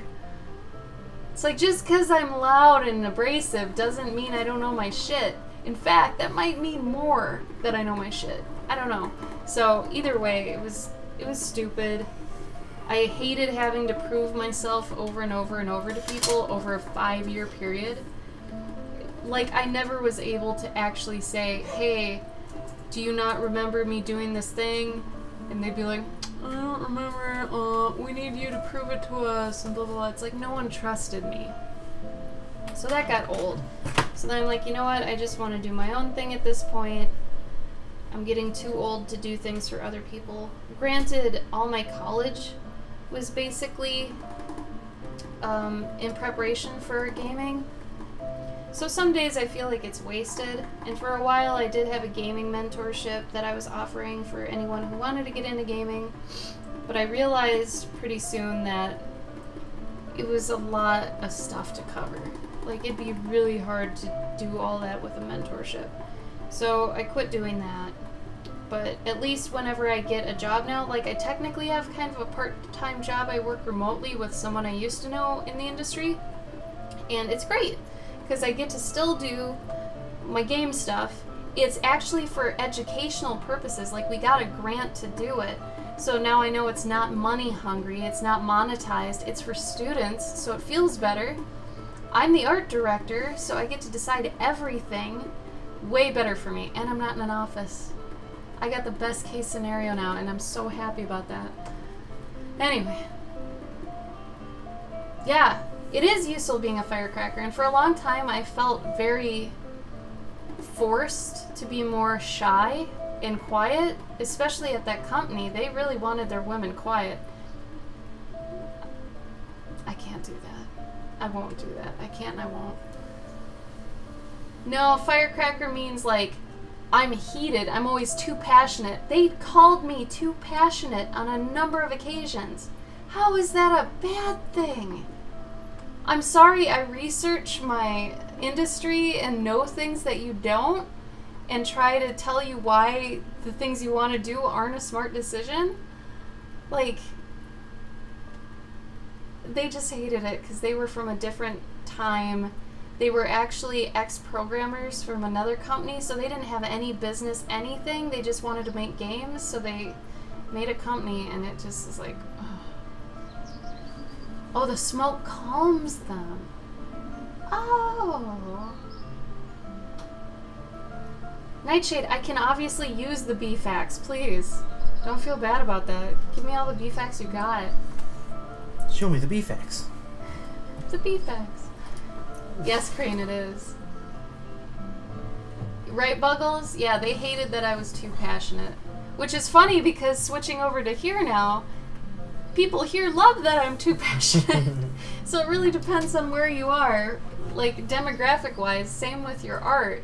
Depending on what you want to do, there's always going to be someone for you, for your art, that likes what you do. You just have to find them.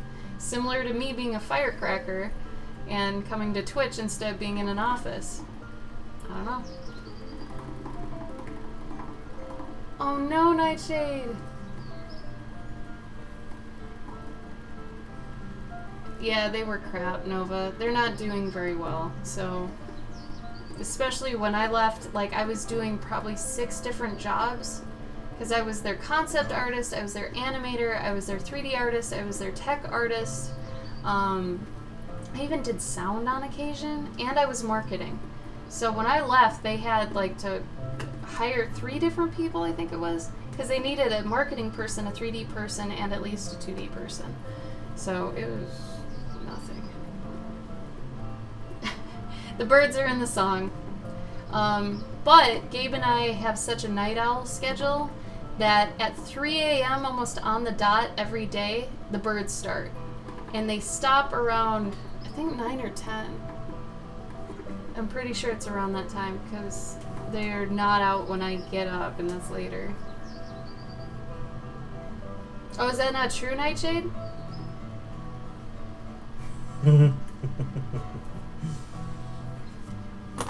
Yeah, the thunderstorms and birds you hear in the songs are not real. Usually I'll let you know if we're having a thunderstorm because they're really, I get really excited about it.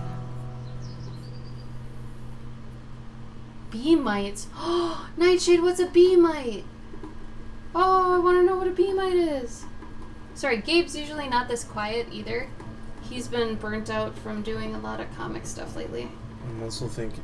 And he's thinking. Which, that's what kind of sucks about streaming this, is because usually there is a lot of thinking with story. So, you know, if we do go quiet for a bit, or if we're not drawing and we're just kind of staring at it, we're probably thinking. Is anyone here still working on theirs, or no? I feel like some people probably left. It is getting late.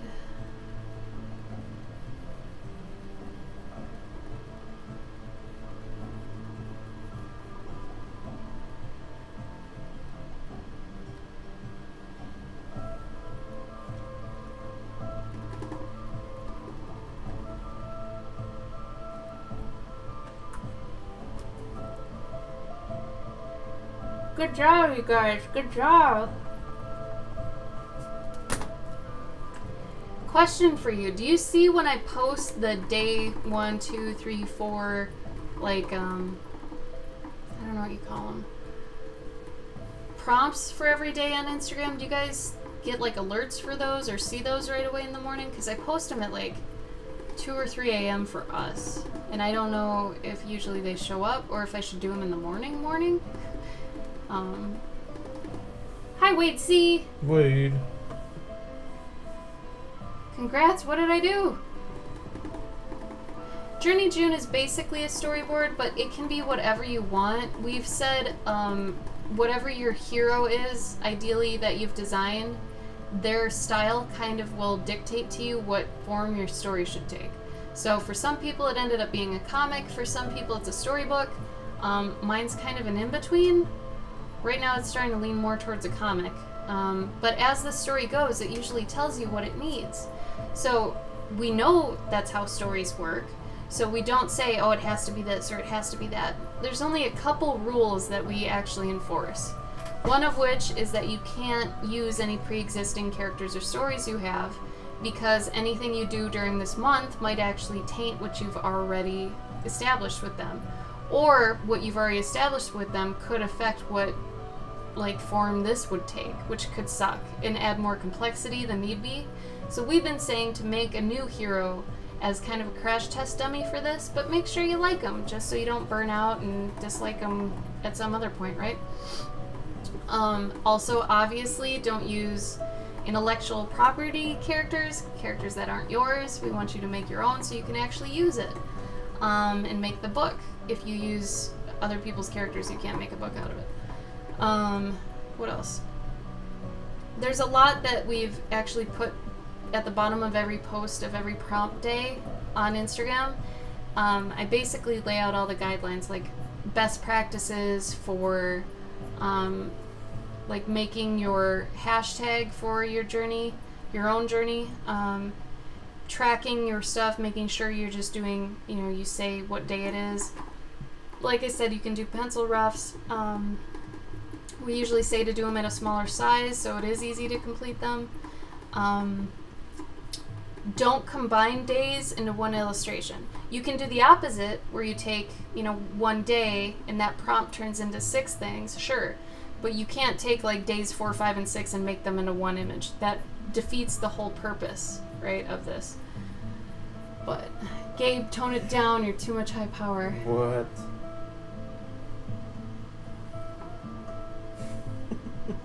Hello, Paladin. Good morning. Hey, you're Italian, what? I also found out my bees are Italian. Oh, did you really? Oh, that's so cute. I'm gonna cry. Hi, Kitchen Wizard. Oh, no, wait. Alright, see you later. It's true. True. Keep up the good work, man. You can do it.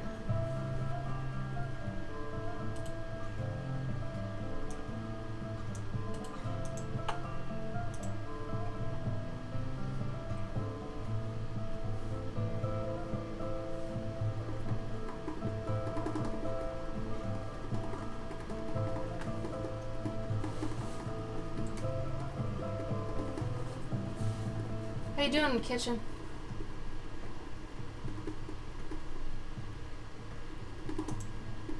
That's good, Pony. As long as you can be loose with it, that's what we care about. Because ideally, characters end up telling you what they need. Like Hazel ended up being way more of a pushover, shy, whatever. Someone I wouldn't like. If I hung out with her, I wouldn't like her. But that's okay. Doesn't matter. That's who she is.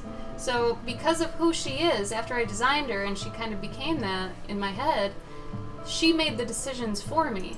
So when I would bring up, like, well, an obstacle where in the beginning someone came into her honey hut, yes, it's called the honey hut, and they broke all her shit. So they destroyed the honey hut, and it's like, well, what kind of character is Hazel? Is she the type that she'd get really pissed off about this and go looking for revenge or smash some stuff herself? Is she the type that just get really sad and kind of depressed about it and be like, man, now what do I do? Not exactly. So for her, she is a pushover, but she has this dire responsibility as the honey hut person. She's a medicinal, like almost herbalist. She takes her honey and infuses it with a lot of medicinal properties, right? Because honey is medicinal in nature, but I wanted to take it a step further and make it almost like she's making potions. So she's kind of a medic too, and the thing that happened was that someone broke in, broke all of her stuff, looking for something, and then took the elixir and ran, okay? So that scenario, if it was just everything breaking, she would have been the kind to sit down and be like, okay, well, I guess I should start making new ones. But since they took her one that's like the prized one that helps so many, she got really like, oh my god, that's my best one. That's the one that like helps everyone the most. I'm very responsible for that. I have to go get it. And before even thinking about it, she's off. So she cares a ton about her job, but at the same time, she's very timid and never gets angry, you know? I can't let Sniggle get Stream Buzz. Ah! Why would Sniggle get it? Also, congratulations, Nightshade. You are now the Stream King. I feel like one of my brothers had a red Lambo. Cute. Nice. How'd D&D go?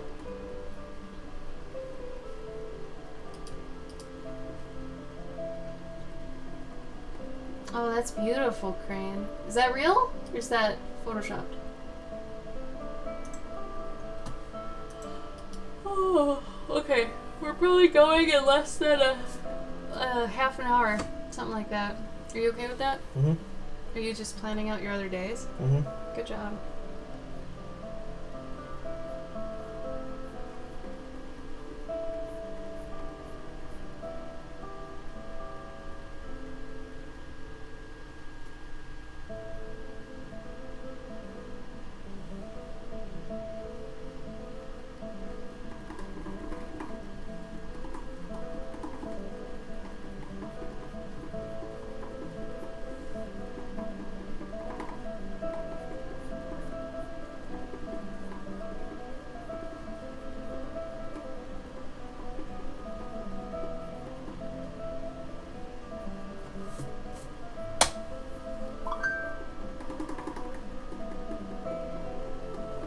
So Pony, if you read through that expanded list I give you, there is a point where you end up adding the secondary character. That's what I did today. That was for day 9. Day 9 is when your sidekick can potentially come in. The whole story is really up to you whether you want to keep the sidekick, whether you want to take another character that comes in later and add them to your party or not.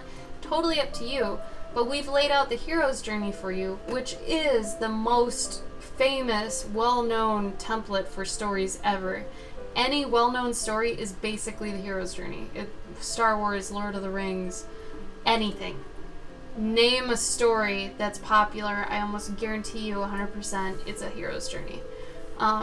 So we've taken that template and we've extrapolated it to fill 30 days. So we've got the main points in there, but we've also got a couple things that are a little frou-frou, a little fun.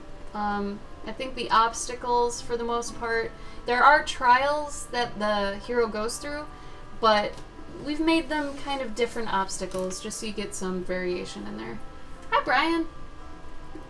I'm a natural organizer. How can you tell?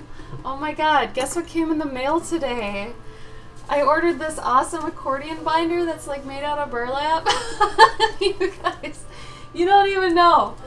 I'm psychotic about this stuff. But you know what I hate? Planners. I hate the idea of planners. A little book of plans. I hate that. I love whiteboards. I hate planners. I don't like journaling either. I don't know what's up with that. But either way. I'm glad you found my stream too. Thank you. True, Crane. Very true.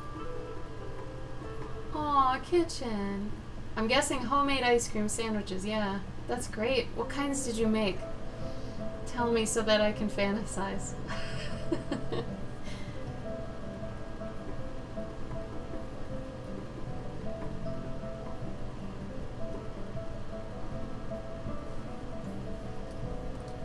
So this is really hard. I'd actually say this is a lot harder than rendering out things or doing something on big paper, anything like that. This is really difficult because it's from an upward, like looking down 3/4 angle of her running in the forest. And I'm just going with these. Like I have no real outline for this other than the one you guys have. So I'm just going what feels right. This angle feels like I should do it because it's starting to rain and I wanted to show that, you know, Hazel's got to find a place to kind of crash and eat. So I want her running through the forest, but at the size she is, I have to not only dumb down my detail, but I have to make sure she's at the right angle so it looks like she's running, okay? But that she's not turned too much towards the camera so she looks profile. She has to look top down. This can get really hard, and this is the challenge of drawing small. And this is where I feel like if you were to blow this up and do it huge, you wouldn't do it right. Because this is forcing you to do it where you know what's going to make this that pose. Does that make sense? Did I say that right? You're basically boiling it down to what makes that pose so that you're learning more from it than doing a giant pose that has all this detail and stuff that it's not really what you need at the moment. We're good, Brian. How are you? You're doing great with the challenge. Good on you, man. If you can't keep up with doing the digital, feel free to just do roughs like we're doing, alright? Really, it's totally okay. Crane's craving chocolate. Yeah. Right, Nightshade? I was trying to find one. I showed Gabe my my folders the other night, and I was like, man, I should just get a Trapper Keeper. They do not have them like we remember them. It's really sad. And they're not as cool. Zesty lemon cookie dough with strawberry swirl ice cream. Oh my god. You hit a button. Oh. I mean, basically we do. At least for this month, you're ours, so. Bye, Katie. Bye, Katie. Thanks for coming. Oh, good, Brian. Okay. Trial by fire, yeah? You know what? Maybe I should switch to doing that because I have Post-it notes all over my desk, and it's kind of sick. But I feel like if I don't have them in my vision, like if they were in a book, I wouldn't remember.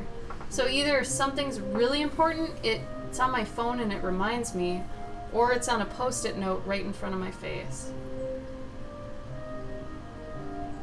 Good, Brian. Proud of you. Good work.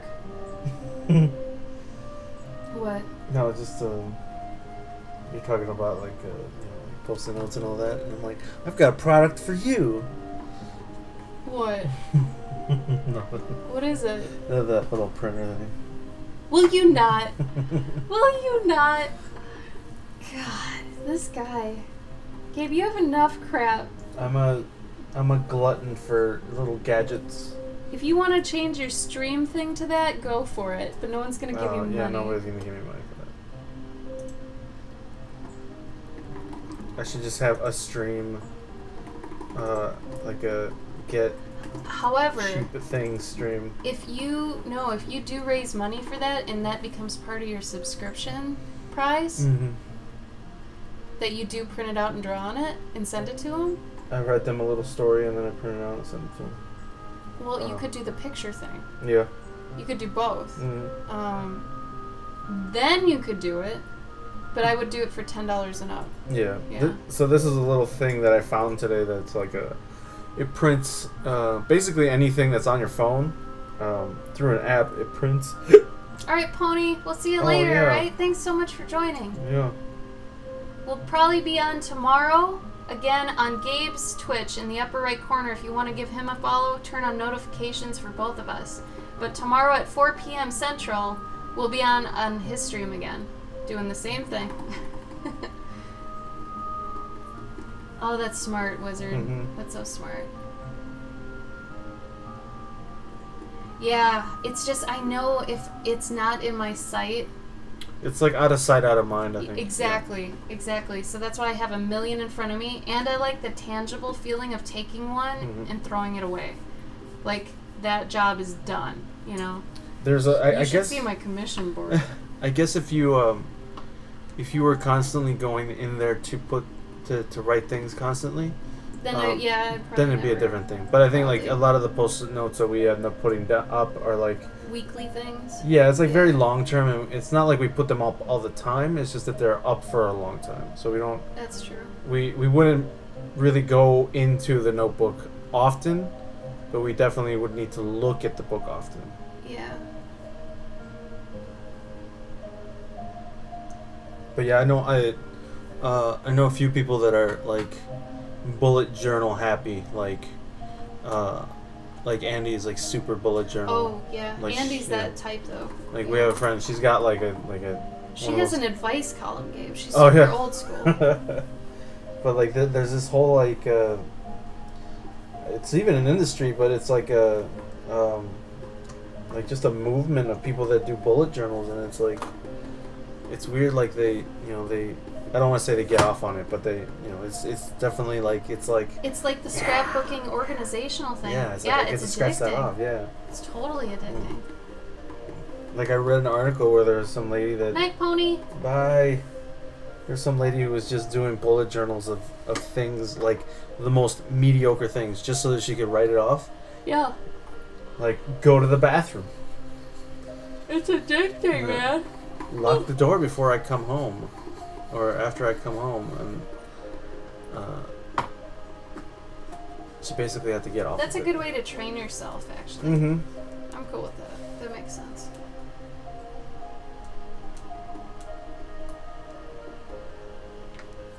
Are you still thinking, or are you done? I'm sort of done. It's not really so. For 6 is the first obstacle, right? Mm-hmm. And so in the previous page, he's flying past a lot of like these birds. Yeah. And one of them ends up chasing Is it just after like him. tiny bird, huge bird, and it takes off? No, it's all birds. But then on the next page, That's what I said. well, no, there's no tiny birds. Well, you said they're all birds. I said, yeah, they're all birds. But you said tiny bird, huge bird. Huge bird. No. But they all start chasing, or one of them starts to chase after him.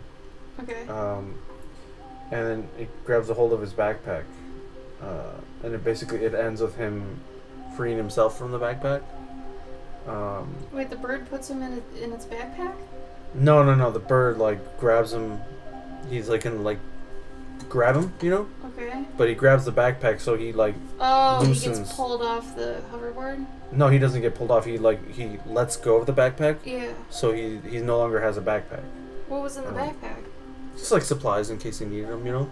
Oh. So now he's like, it's almost like in terms of confusing loot, like he lost loot, I guess. You shouldn't be to that one yet. Well, that's the next one. So now I'm trying to figure out what.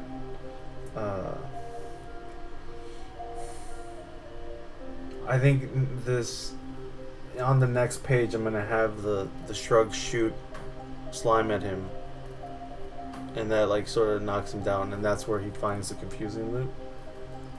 But I don't know. I mean, maybe You can't reorganize.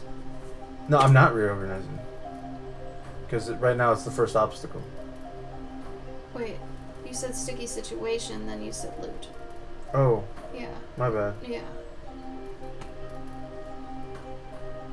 That's where I was like, I see. Yeah.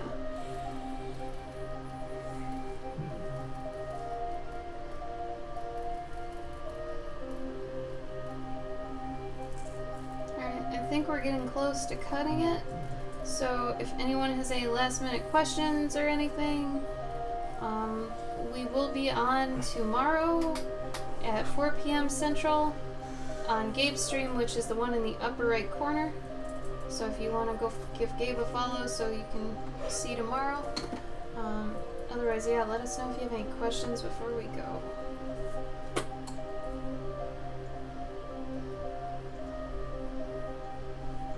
Also, Nightshade, thank you for your bee knowledge.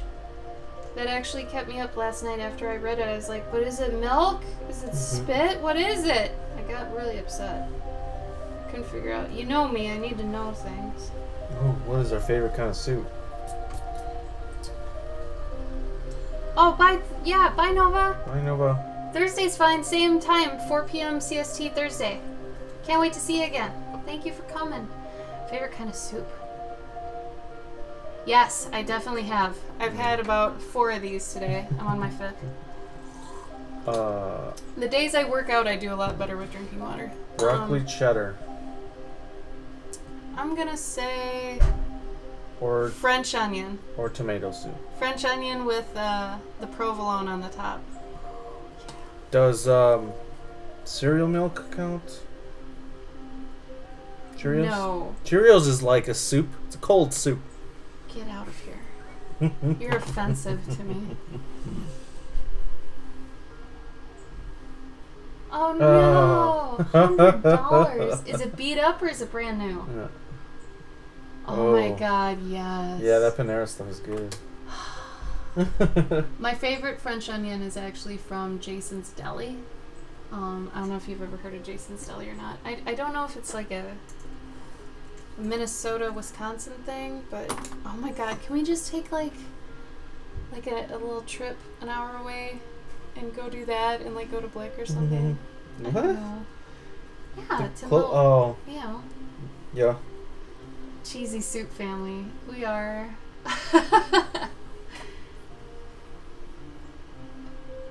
It looks new? Damn, $100. Totally not worth it, maybe. I don't know. I might. I'd maybe buy that. Okay, so we're gonna go. Mm-hmm. Gabe, do you want to put your Twitch in the chat just so we've got an easy thing? Nice, Paladin. Solid choice. Nice. Did you get all the things you needed to figure out? Did I answer those appropriately? Any plans to come to Canada? No. Only because I'm afraid of customs with merch. The other Von House kids really, they try it, and they've done it so far, but I'm too scared to. There are a lot of rules and regulations with that sort of thing, with conventions in other places, like outside of the U.S., so... It's also kind of, it's harder to find what's it called, a good convention that we know would be worth the effort, because you got to pay for the flight and you got to pay for the hotel, so... It's true. It's just scary. I don't know. And we're trying to actually cut down on cons. Ideally, we won't be doing as many cons in like 3 years so we can get a dog. Because one of my stipulations was I want a dog, but we, for one, don't live in an apartment that allows dogs, so we have to move. Then also, I want to be home a lot more than we are. So, to give the dog, you know, obviously, the attention it needs, but yeah. Or hot dog sandwiches. Vacation? I don't know. I think if we're gonna go vacation, we're gonna go out of country. Damn it. Canada is America, and America's Canada. Continent. Out of continent, yeah. We might. I don't know. I've never been to Canada. Maybe Vancouver. I wouldn't mind going to Vancouver. Tips glass to appear. Paladin, remember what I was saying about if something on the screen doesn't appear, to double click its name and the sources and then say okay again and it reloads it? Remember that? That might be the problem. Banhammer. No! See, I agree with her though. No, I know. I'm just Cereal's not a soup. It's not. Cheese is not a condiment. Uh-oh, here we go. Nope. Oh, actually, Kitchen Wizard. No. Don't start that right now. Wait till Sagi's here. I just want it from the chef. Northern Ontario is amazing. Save it for next time. We gotta go. So tomorrow, Gabe's stream in the upper right. He'll be on at 4 p.m. Central. And we'll be doing JourneyJunes tomorrow too. See. I got up to day 9. My next one is day 10. So I'm on to Cooking with Friendship. So we'll see that tomorrow, yeah? Yeah. But otherwise, find us online. Follow Journey Through June on anything, everything, whatever. And we're Cloverkin and Galvosaur. So we'll see you guys later. See you tomorrow. Bye-bye.